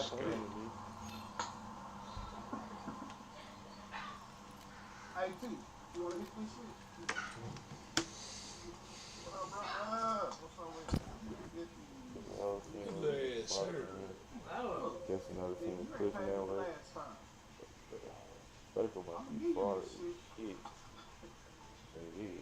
Hey, but just make sure. Ooh, bitch, I don't give a fuck because you gotta ride your bitch, shut up. Yo, dog. I'm gonna go like this. The next time I see you, have my motherfucking money. You need to get the movement on the feet. I love your titties. She got figure titties. Man, get the fuck fuck my out. script on. I can't see you. They got script on too. No charges, your hair done. This shit gonna be so bad. Why you looking like an old man? Real talk. You ever feel like you like your girl more than she like you? Hell nah. That's me right now.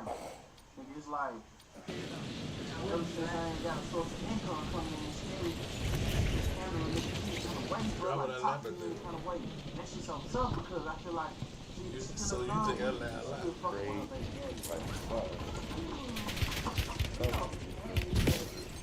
Oh. So why would you think I was? Y'all fighting on that bitch? Keep going. They fighting right to the water. I just said no. Get around there.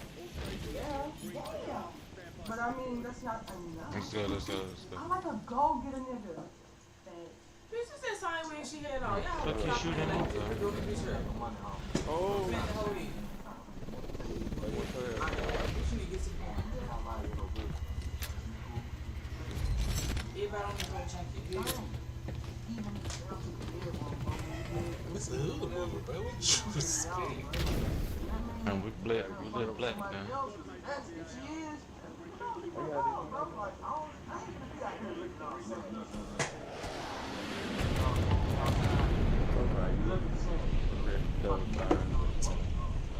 I gotta get ready.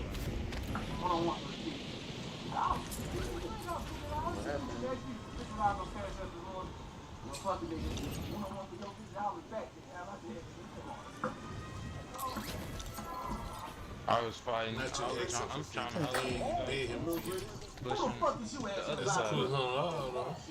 Put that shit away. Nigga, who the fuck is you? You got that fly.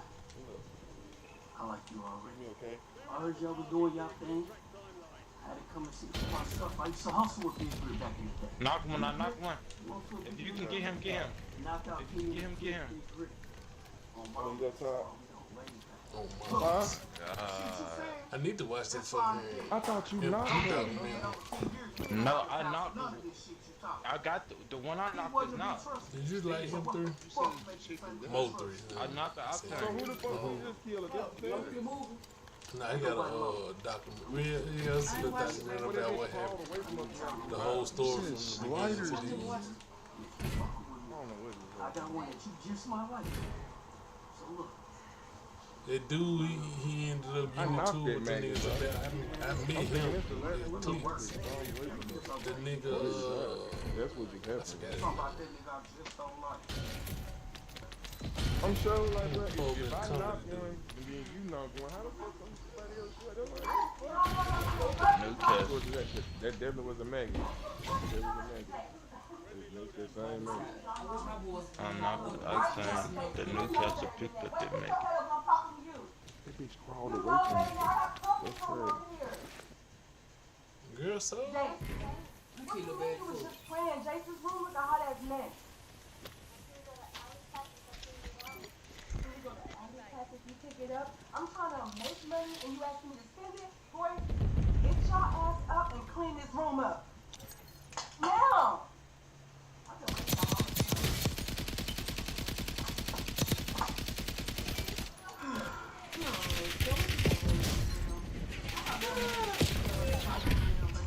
Okay, if you see me and you trying to say what's up.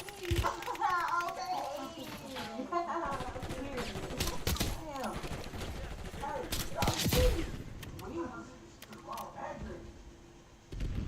I don't know, but that shit is not ours, and that's definitely illegal. So put that shit back. Shit like, here. We ain't rob nobody. Nobody know but me and you. I don't know nothing about nothing. Who you tell? If she good and gone. Sean, you need to put that shit back. Dude. It's not ours. Look. Please. Y'all already broke. Can't even we must get some. And then you doing a little head, that shit ain't gonna pay the bills. Like, what's up? Sean, this shit could be anybody's shit. You don't know what come with this? We need a roof over our fucking head. Your dad check and your hustle, that shit ain't paying enough. What your hustle doing though? He doing shit play basketball every day for free. What? And give a nigga $50. You know everything, you got all the answers. And when you get this, and take it back to whatever the fuck you think it belongs to.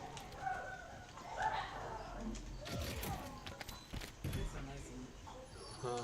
Wait, Sean, wait. The girl.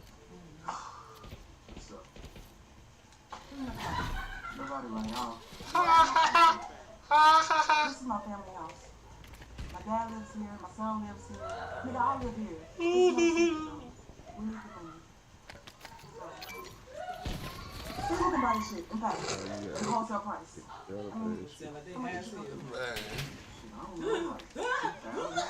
Alright, well, you definitely need to be careful. And don't sell that shit around here. Probably a little basketball friends, one of you niggas in the city or some shit.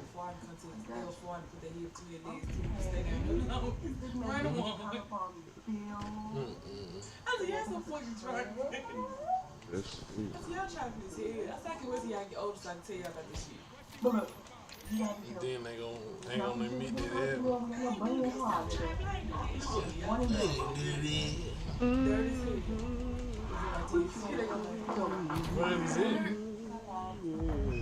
I can't stay there not too long. I'm there for long. What are they doing in there? I know I'm from Wait, I was on with your stuff. Yep.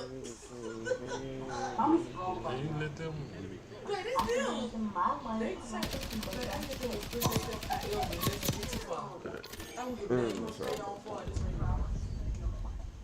That shit try.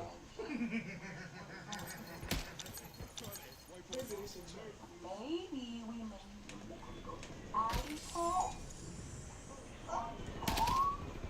okay, that's all I get. Okay. Okay.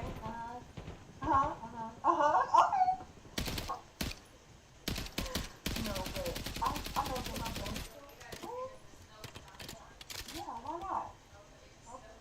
Okay. So look, listen. Put the phone down. I know things have been really rough. She big silly. One thing your grandma always told me was, Not should be here. you might have a little hard time. And that's what we're going to do, okay? Okay. So, I got us, God got us, and we're going to be okay, okay? Okay. I love you. Hey, good hug. Boy, what's wrong with you? I'm glad you cleaned this damn room up, too. Now, I got to Yo. I'm sure you did. You about 20 minutes, right? They say money talk. Every day I'm chasing paper, put it in the vault. I'm a player as a geek, these niggas dropping soft. He don't wanna put in work, but wanna be the boss. Definition of a hustler, I could take a loss. If I'm shopping for the best, don't care what it costs. Niggas say he's down road, but can't get him off. Cashing out in Neiman Marcus, remember it was Ross. That one way back. 8 L's on the floor, I'm in 8 flat. All of them look decent, that's a cool batch. But when you turn off, don't even know the match. I like having different options, baby, I'm a man. DG's day shift, Scoop gave me motivation in the Maybach. Murder don't keep it 100, you can't say that. Nigga flexing for a bitch, you better say that. That's some real advice. Nigga don't get in the streets if you know you a mice. Nigga, hey, yo, Chris, you still got some of them L's I gave you? Shit, yeah, I got a few on, you know what? They got a few already too.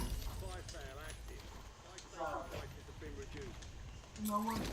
That's why I fuck with you the most out of everybody. What? I ain't burning that paycheck. You and this, you're about morals. You take care of your mama, your son. A lot of niggas don't live. Who told your little stank ass get up? I'm keeping 100. 10 years in that Oakland shit. You know what's up with me? Yeah. Markel, come here.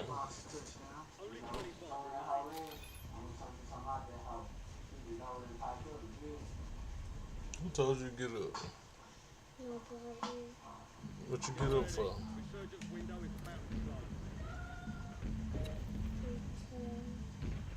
Because you trying to be nosy.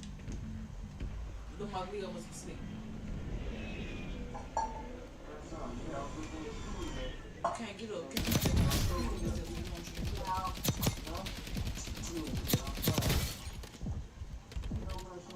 Get up again.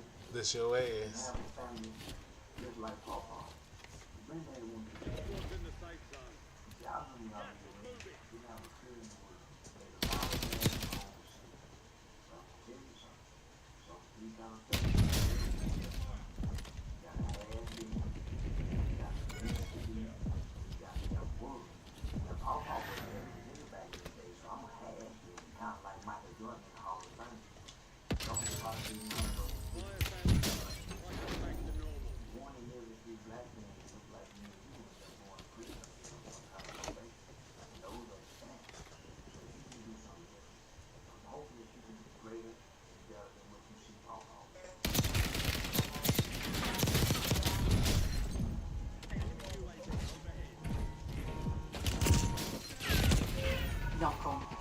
Feet Ultimate Serum, powered by beta glucans.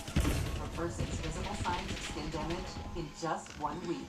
New Feet Ultimate Serum. Choose your free gift from Lancome at Macy's, the beauty destination.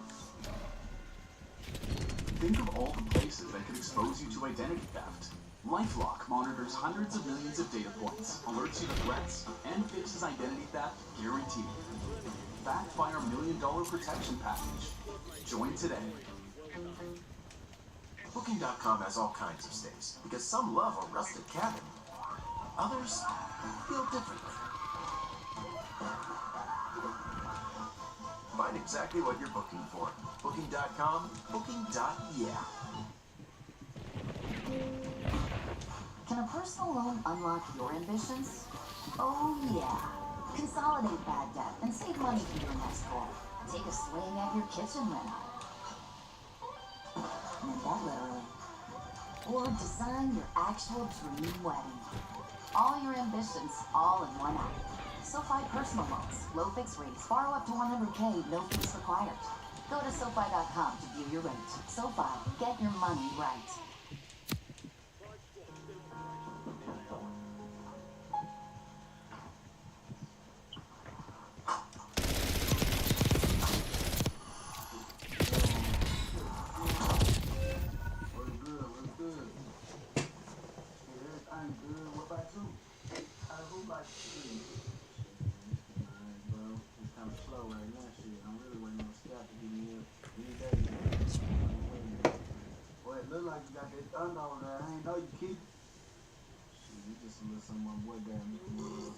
Overseas, you can carry, so this ain't a little package. So you can keep more money in my pocket.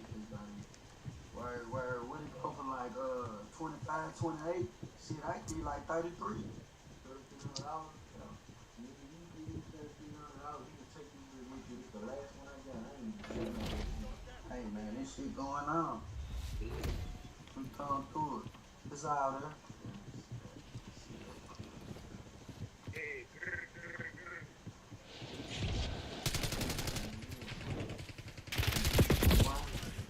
How you doing, my dog? You doing, bro?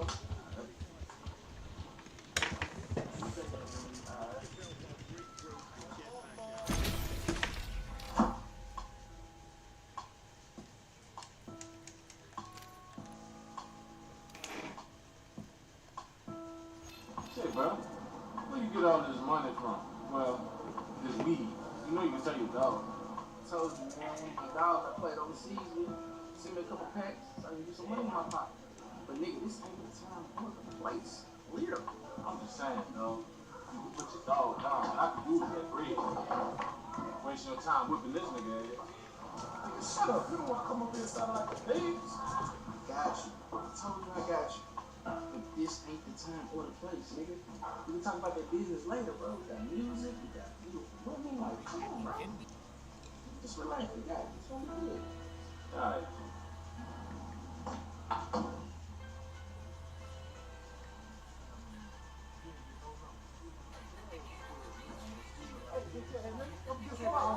Hey, don't shoot, bro. Don't shoot. Hey,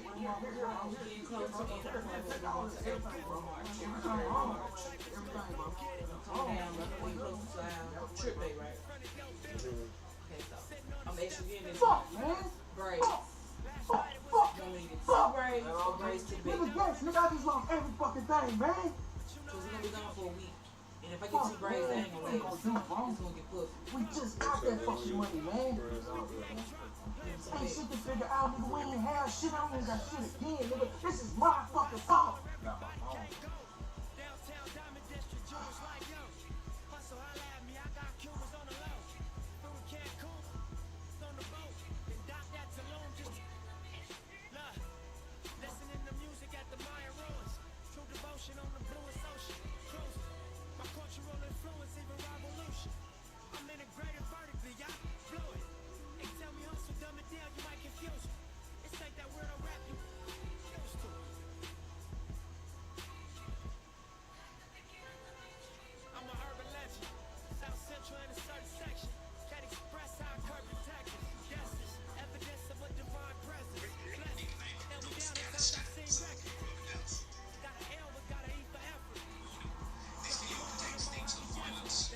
Man, you know when you do this job, man.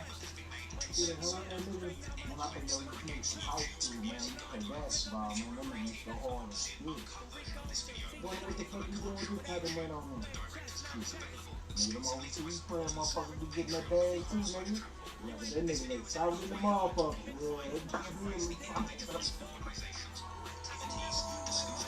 Damn, man. What's up with your boy Grill, man? He ain't answering the phone or nothing. You know that's why I used to shot with him, man. You got what I like. But you either want this shit or you don't. Man, this is some Zah, some Gang Gang, Thunder. Man, let me check it out. If it's right, I got the price.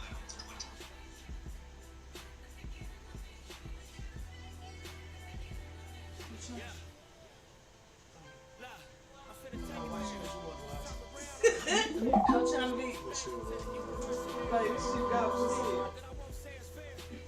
due to his shabby clothes. But Mo3 was a hustler, and he would get jobs at a young age to help his mother financially, eventually deciding to pursue a path as a rapper after high school. But making something of himself would not be easy, coming up in some of the harshest streets of Dallas. Much like the nickname Chirac given to the gang-infested hoods of Chicago, where the violence is considered nearly as bad as the military conflicts going on in Iraq, Mo3 claimed that the area of North Dallas where he grew up to be similarly dangerous, earning it the nickname Northganistan. So, you grew up in Dallas? Yeah. Okay. North Dallas? Yeah, in Afghanistan, man. Foreign land I did. Growing up in Northganistan, it's no wonder that Mo3 became acquainted with the streets at an early age, stealing his first gun from his cousin at the young age of 12 and beginning to stick people up. I had my first gun when I was 12. Okay. I had a 25 with no clip. He didn't have a clip to it. I'm turning it. I'm turning though, like, I'm hopping out. No clip. Just one in the chamber. Ain't nothing I stole the gun from my cousin. I'm not thinking about you supposed to have bullets to the gun. You need the clip for the gun to work. I'm just thinking at the time I'm 12 years old, walking around the neighborhood with a gun. Fortunately, he wasn't able to get his hands on any ammunition at this point, but eventually he would get caught with that gun by his mother. And from here, Mo3 would go on to face his first aggravated robbery charge at just age 14. And he would continue to be in trouble with the law throughout his teens, claiming to have been through every correctional facility Dallas has ever built. Did you ever get caught with it? Yeah, my mama called, somebody said to me, the police came and took the goddamn gun, had it in the goddamn Ziploc bag. Like, I caught my first aggravated robbery at 14. I've been on paper since 2006. I went through all the juvenile programs. I've been getting locked up since I was 13 and 14. So like, I went through every correctional facility. Throughout Mo3's teenage years, he would continue to have trouble, whether in juvenile detention centers or on the streets. He even told DJ Vlad in an interview that he can't even remember how many shootouts he's been in since he was 15. If you think back to shootouts you've been in, I don't care about the actual situation, but if you would have said how many times were you in an area where bullets are flying around you? Shootouts South 15. They won the game. They were shootouts since I was 15. It's still up there. It's a lot. You actually know what that is, though. Nah, thank God. Mo3 would continue to catch cases and affiliate with local gangs, at some point becoming affiliated with the 5'9" Bounty Hunter Bloods, or 282, a blood gang set originally starting in Watts, Los Angeles, eventually making its way to Texas cities like Houston and Dallas, with Mo3 shouting out his gang in songs and interviews and frequently wearing red bandanas. Salute me, man. 282. Man, I'm good. Yeah, to that real life hitters. Hey, this him. Real life hitters, man. You know what I'm saying? That's just him, man. Real talk. He's squad, man. Mafioso. HSM would eventually become the name of his record label, but more on that later. Mo3 would tell Vlad TV that he eventually caught a big adult charge at the age of 17. 4 counts of aggravated robbery. I caught 4 of them at 17. 4 aggravated robbery with a deadly weapon. I went to TDC. First adult charge. And to make matters worse, Mo3's mother attempted to put her own money up for lawyers' fees, ultimately losing everything in her fight for her son's freedom. Like everything. House, car, everything. She was living with my auntie. My mom used to say, I'm losing my job. I'm losing my job. I didn't understand it until she was like, every time a school called me or every time somebody called me and say, your son is here, I got to immediately get up and do work. It really didn't hit me until I got in the cell. Mo3 was initially facing a potential 45-year sentence, but in the end he would wind up getting 10, doing only 2 before being released on probation. 45 down, 15. I did 2 on 10. I'm talking about 10 sentence. Came home on good behavior on 2. But it was during this stint in prison that Mo3 would settle on a career path that would eventually make him a star, revealing to Adam22 in a No Jumper interview that his father had visited him in jail, telling him that he should rap about his experiences in the streets rather than continuing to live the life of crime. When you get out, instead of doing what you're doing, rap about it. Rap about what you mean. Put your life in the music. Rap about it. You ain't got to do it no more. Just rap about it. It's better to rap about it than do it. Because you ain't hurting nobody. Mo3 was a natural rapper and singer, but until this point he had never even considered a career in music as a serious prospect. He would sing in church as a child, but ultimately got too wrapped up in the streets as a teenager to take music seriously. My mama had me in church. Like, my daddy been rapping. My mama was singing, my daddy rapping, so I sang in rap. So it was like, it's always been natural, like from the go, like way before we got in the studio. I used to want to be the hot boy when I was little, you know what I'm saying? But I ain't, you know, that's when I was little. You get what I'm saying? But like, when I grew up, by the time I hit 14, I don't know, it was out in the streets, so it was like, all that was fantasy. But fortunately, after nearly losing 45 years to the streets, and with his father's wise words in his ear, Mo3 would get out of jail and begin taking a career in the rap game seriously, beginning to record early music and mixtapes that would eventually make him one of the most famous names to come out of the city of Dallas. And it was around 2014 that Mo3 began picking up attention, both from fans and from former enemies in the streets.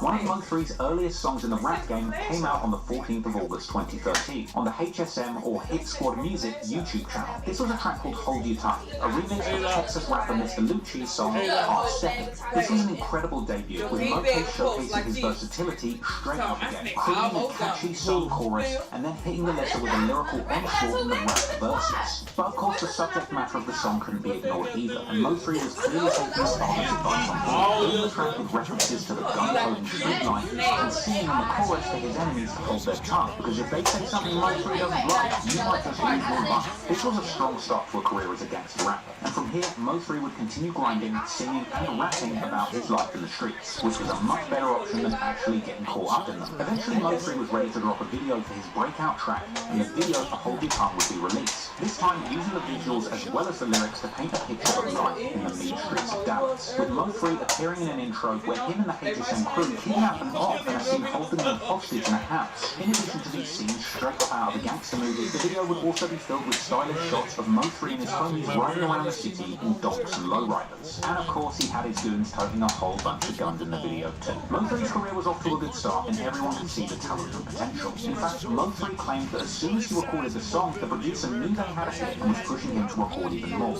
I said, bro, this dude, he banged it. I went in there and spit that. But like, bro, you cold. You icy. Like, yeah, man. What else can I make for you? Man, we'll be in the relationship right there. What else can I make for you? So boom, like, after that, it started circulating, man. And so, Mo3 would go on to record song after song, eventually releasing his debut mixtape Shotters on the 3rd of September 2014. Inspired by the 2002 Jamaican gangster epic of the same name, which Mo3 says is his favourite movie. Shotters was a 20-track lyrical onslaught from Mo3 where he raps all about the drug dealing and gun-toting life that he has lived on the streets of Dallas. And at this point, he was building up a big reputation in the city as one of the big street rappers on the rise to watch out for. But it would be his next release that would truly put him on the map and on the charts. As his next release, Shotters Reloaded, coming out on the 20th of November 2015 on the HSM YouTube channel, and later getting an official commercial release on the 5th of April 2016, would include Mo3's next breakout song, All the Way Down, which got its own music video on June the 30th, 2015. Yet another great example of Mo3's versatility on the mic. He would sing on the chorus about the struggles that he had to go through to keep the lights on and feed his family, and then launch into a verse where he swings effortlessly from singing notes about shooters having Rugers to rapping about the haters in his city beginning to target him. Mo3 was beginning to get recognition in his city and from the country as a whole. Shotters Reloaded went on to peak at number 23 on the Billboard R&B and Hip Hop Albums charts, staying on that chart for 26 weeks. And Mo3 would admit himself that this was the project that put him on the map, with most of his fans seeing this as his first real project in the rap game. The Shotters Reloaded is what broke everything, like. So people take like Shotters Reloaded, they look at it like that's the first, that's the second. By this point, Mo3 was making big money off the rap game, taking to social media to show off his cars, guns, and money.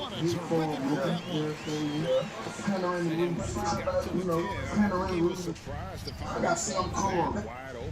Yeah, man, quit playing, man. How we really is, man. You know, big money, big everything, yeah. Big diamond, big roller, big jewelry. Y'all out of my house, see me, man. Y'all out of my house, I see me, man. Quit playing, man. For the my view look real good, man.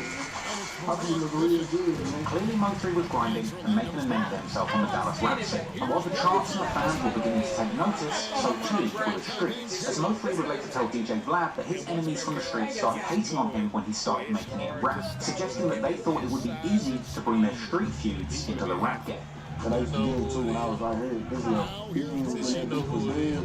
Once I got here, they just restarted it all over. You know what I'm saying? This was a perfect time for them to like, for them to be on. This was a perfect time for them to be heard, you know. And it was like easy, it was right up their alley. Like, we done already beat them up before we need this. That motherfucker, it ain't gonna be hard. You know what I'm saying?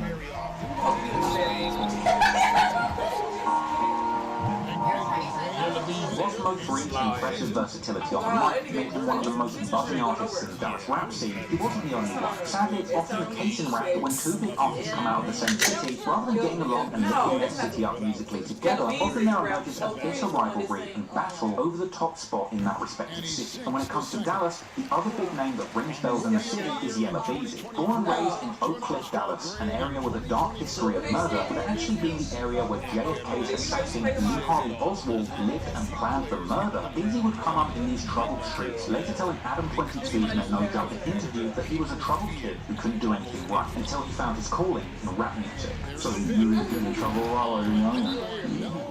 Anything in particular? Everything. I don't even care. School, like, 7th grade. That's why I feel like the music part with my college, because, like, I couldn't do nothing else. Right, but music at the time, you know what I'm saying? Yella Beezy had it hard coming up too. When he was just age 12, his father was murdered outside their family home on Mother's Day, with him revisiting the scene of that killing in a harrowing 2019 documentary for XXL. Right here. Yella Beezy dad was killed on my dad got killed. I was 12. I was turning 13 that October. And she was like, something happened to your dad. Just crept up behind and hit him up.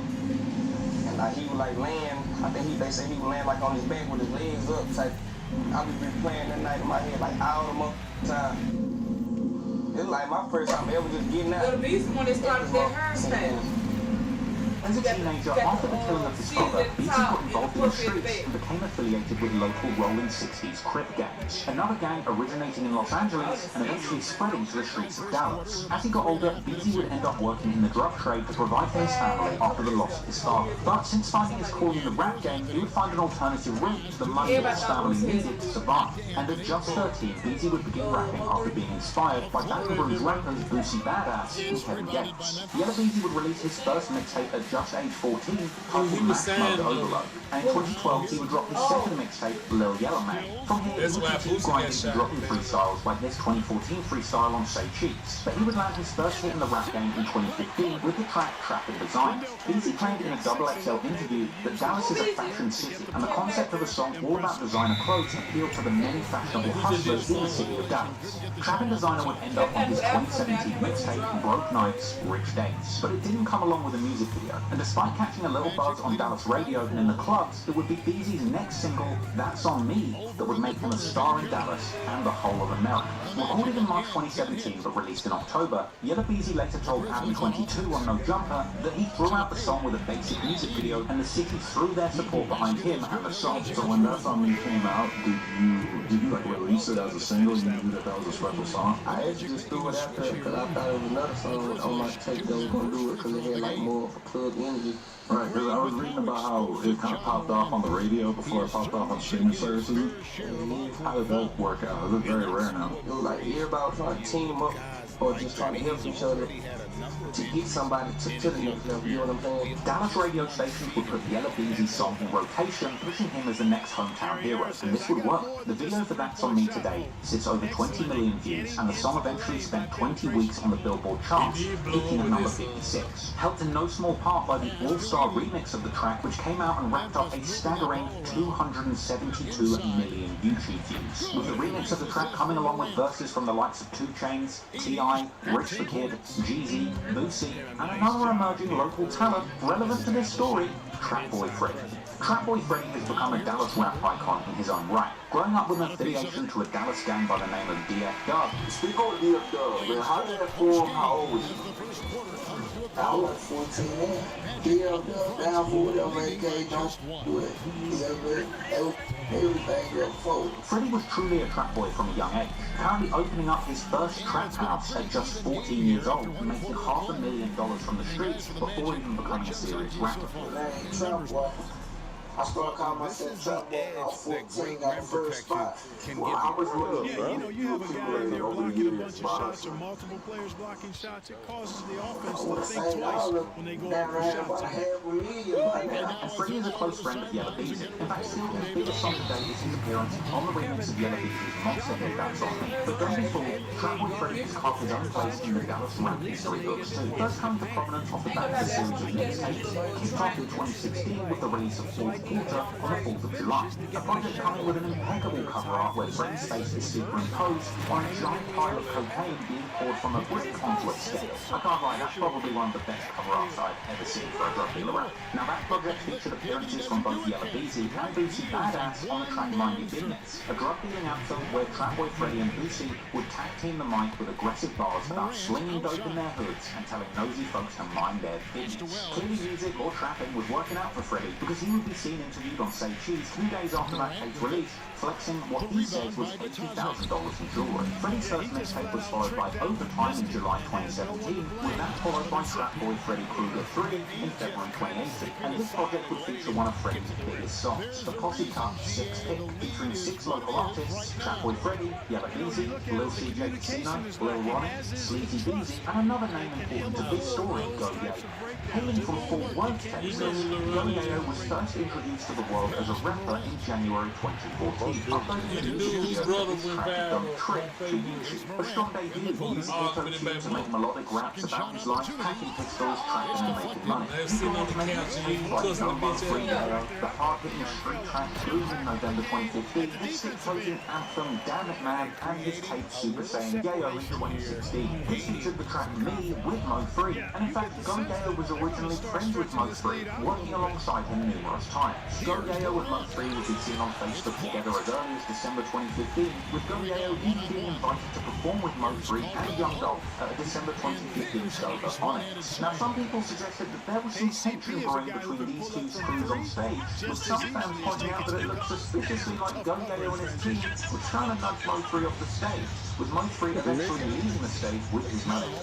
Some would suggest that this moment was the true beginning of tension between these two crews, with Mo3 being disrespected about how he was treated on the stage. But regardless, Go Yayo clearly wanted the limelight for himself, and through into 2016, he would continue dropping videos for more tracks like I Don't Know, but even by April 2016, Go Yayo was still getting booked to perform at shows alongside Mo3 and Boosie. He would continue to carve a name out for himself in the city, dropping aggressive bangers like the track Boogal. However, Go Yayo would soon become a celebrity in Dallas for reasons beyond his rap, because in May 2016, he would randomly pop up at the rap connection speaking in the middle school. See, I dropped out of school. I was actually dropped out of school. I said that's the worst thing I ever did, because once I was 14, I don't go to school no more. Once I'm looking at everybody, I'm bored as hell. Like, where everybody is? Okay, with all the kids, like, now I'm home one day, you know what I'm saying? School. And it's funny because almost by accident, in this impromptu middle school speech, you kind of get insight into Go Yayo's early life, dropping out of school and hanging out with the older kids in the streets. He really is trying to give these kids a lesson and tell them how not to make certain mistakes that he did. He goes on to tell the kids that they need an education to get money, and that choosing the streets was the worst thing that he did, and all he wants to do is make his mother proud. I'm talking about you can't get no money, you gotta go to school, you gotta go out to school, get a job. You got to ride, go to college, live like that fun. I told the street, and it was the worst thing I did. I got shot when I was 14, my cousin got smoked, and they said I made a bunch of bad decisions. When I told to rap, it saved my life. Now I got money, cars, and do what I want to. But I really wish I went to school, because my mama can't, your mama not going to be proud of you in the streets going to jail or die or something like that. Your mama can't be proud of that. Yayo would even go as far as to disavow guns and violence in his music, explaining it as just an image. Other than that, the streets not where it's at. I know y'all heard a lot of my songs, y'all see guns and heard me saying a lot of gang stuff and all that. But that's just an image we gotta put on because you don't go around for. So we gotta, you gotta flex a little bit. But I want y'all to know I'm just home. I'm 19. I'm supposed to be out of high school 2 years ago. We'll see where I'm at right now. And then you little boys, y'all stay in school, play sports or something. You ain't gotta be no thug, you ain't gotta be no gangster, be cool. Now, I personally think there was a pretty good message in that, but some of the locals didn't agree, which, to be fair, might have had something to do with the fact that at the end of the speech, he got all of the kids to chant Hood Fame Gang.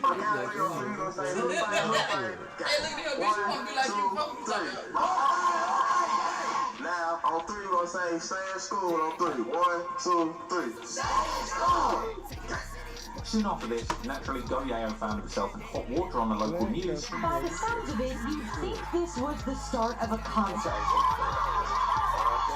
But what you're seeing in these YouTube videos was actually a pep rally for the STAR test at Morningside Middle School in Fort Worth. And this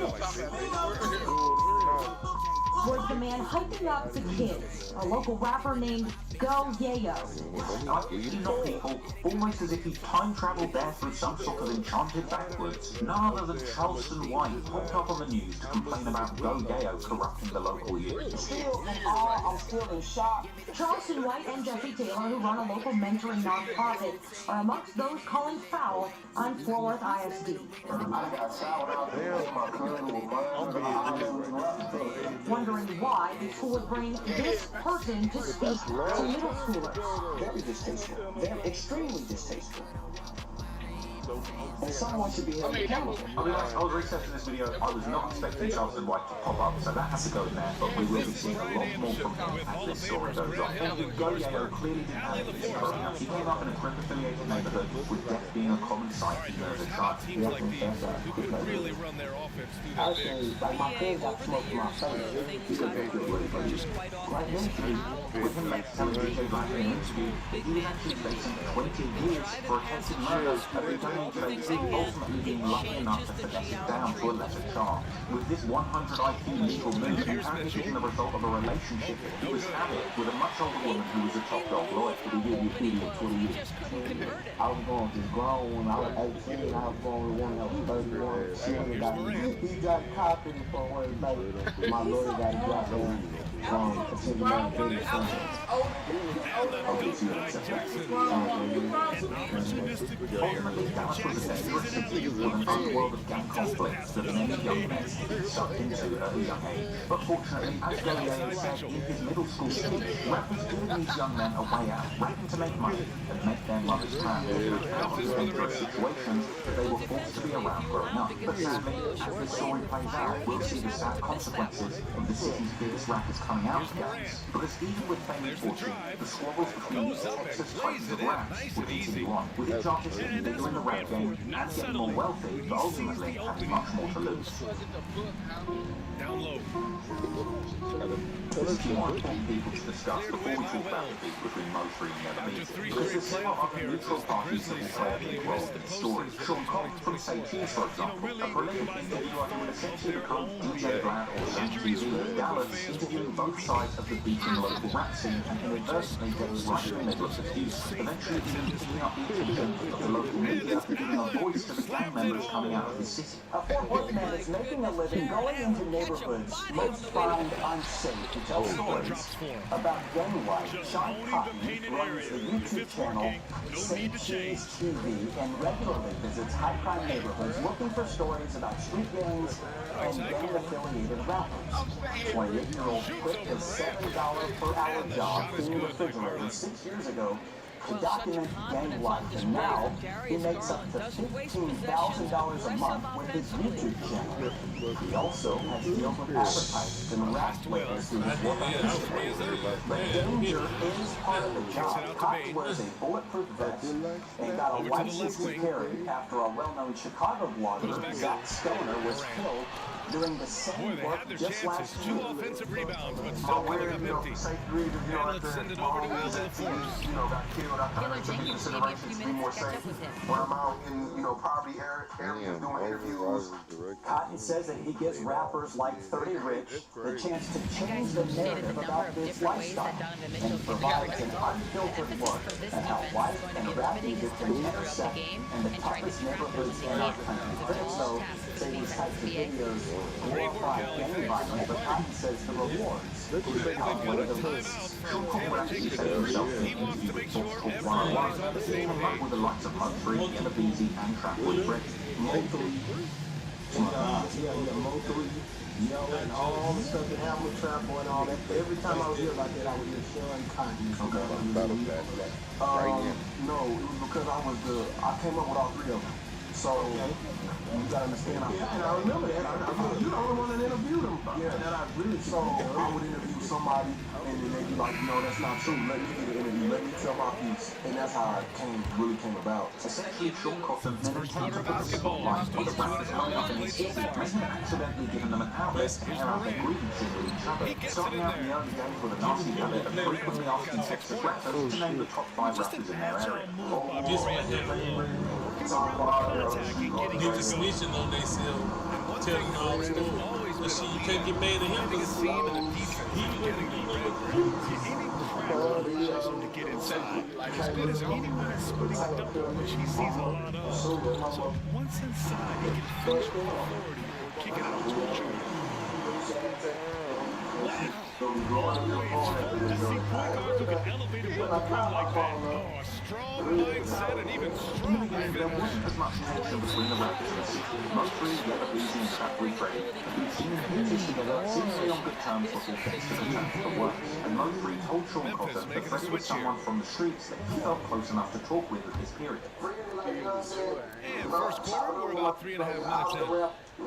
Pass to Thor. 6 to shoot. To the inside.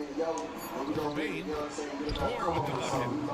Good execution. They're getting It seemed like only when some of the biggest names in Dallas had emerged from the streets to get fame and fortune of radio fame that the tension began to rise. Most would claim that his fame in the rap game caused a lot of people to bring their old beats from the streets into the record industry. While Goyeo had claimed that when he blew up in music, other people in his city got hypnotized with his tricks.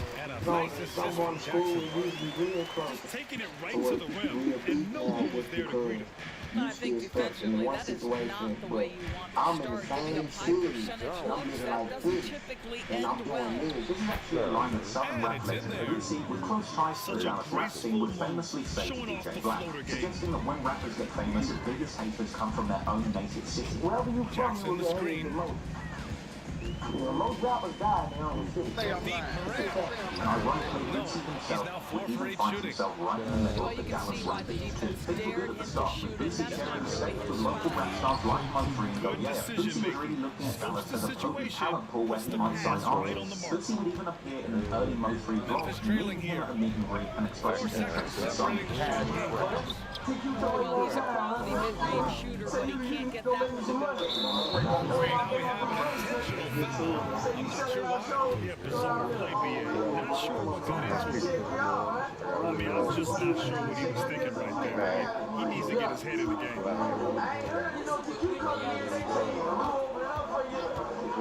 McCord outside. Perry set from 3. Defensively, you can't afford to get stuck on the back. Takes energy,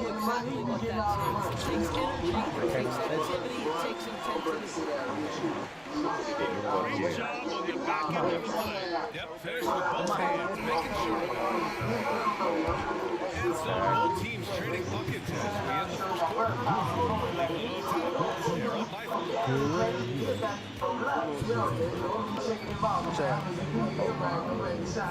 And this has been a fairly close game for the first quarter. This moment seemed like a lot of my friends who previously called What do you guys think about Cleveland here this week? rap game. What I love was that first quarter was all about leaking out and capitalizing in transition. And why wouldn't they? You see their effectiveness. And after making a personal connection with Boosie Badass, Mo3 would begin to refer to himself as Mo3 Badass, with the name appearing in an alternative cover art for his breakout mixtape Shoppers Reloaded. And from there, continuing to release music with Boosie's legacy, like his next project, All Indictments, which would feature a collaboration between the two, the track What She Said, an explicit Thug Love anthem which I have no doubt had the ladies of Dallas at least for a whole voice. I hope Boosie Cologne has the same thing.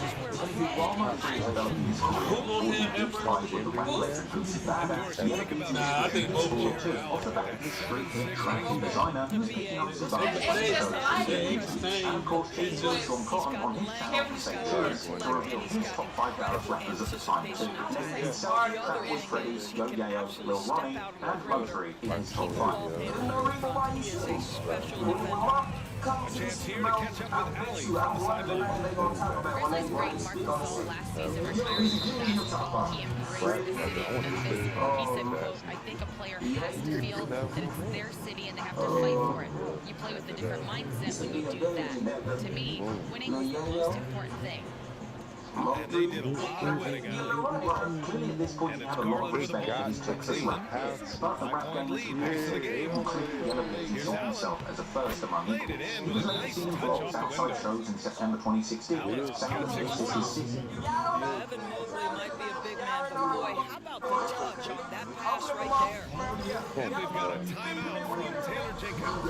He's going to gather the troops and talk it over. Cheeze was still a few months away from dropping his monster hit That's On Me, but through to the end of 2016, he would continue to push his music forward, dropping his light work mixtape on the 7th of October 2016, which included the hit track Going Through Some Bangs, which sits at 50 million views on YouTube today, with the track including lyrics where Yella BT says that people in his city are hating on him because his team are on the rise. The light work mixtape was followed by Gross Nights Rich Days on February the 3rd, 2017, and going into 2017, it seemed that everybody in the Dallas rap scene was beginning to see success. Gangsta Love, Mo3's latest mixtape with a female focus, released on Valentine's Day 2017, even coming along with a feature called Gangsta with Fatboy Freddy. And the month after this release, it was announced that Mo3 Badass had signed a full-blown record deal with Epic Records. Mo3 was on his way to the top of the rap game and becoming a household name in Dallas. But behind the scenes, there was a situation. On May 2nd, 2017, Mo3 appears in a Stacey's interview, claiming to have had a misunderstanding with Yella Beezy, but suggesting that they're cool now after having met up and had a discussion. Yeah, you never want to let shots at the rim go unprotected. That's his first trip to the line. Well, so much can be said about Jerry Jackson Jr.'s first trip. He brings his team close to the last game. Whatever he's doing, he's got it. Let his team get the goal. We had to give him security when he was in Memphis. Mo3 had gone to say that even his homies played the next ball and spent his money on it, suggesting that he was taking Fatboy Freddy for a large amount of gambling. We gave security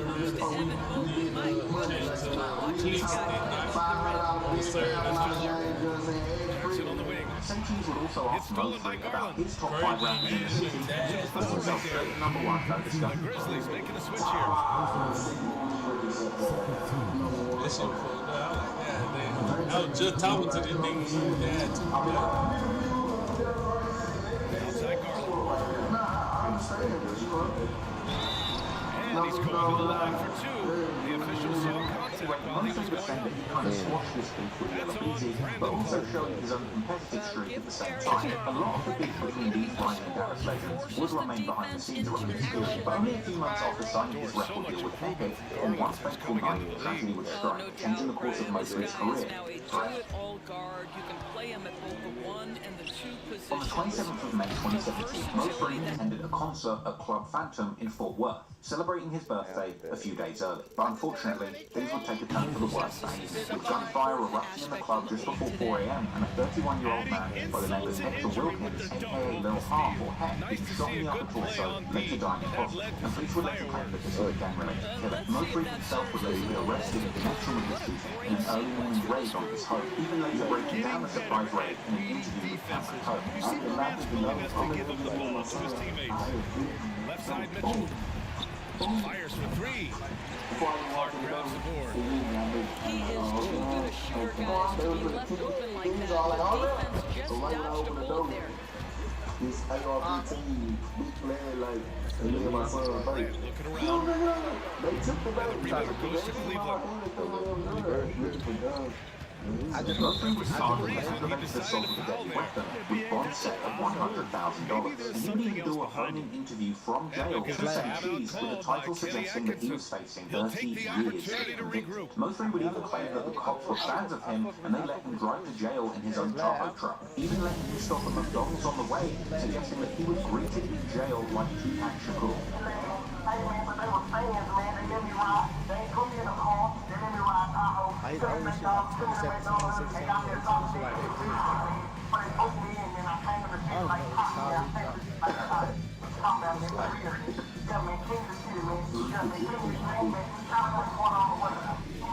During the call, Mo3 also revealed to Sean Cotton that he had spent tens of thousands of dollars on a lawyer already. I talked to one of your people who said that you spent a lot.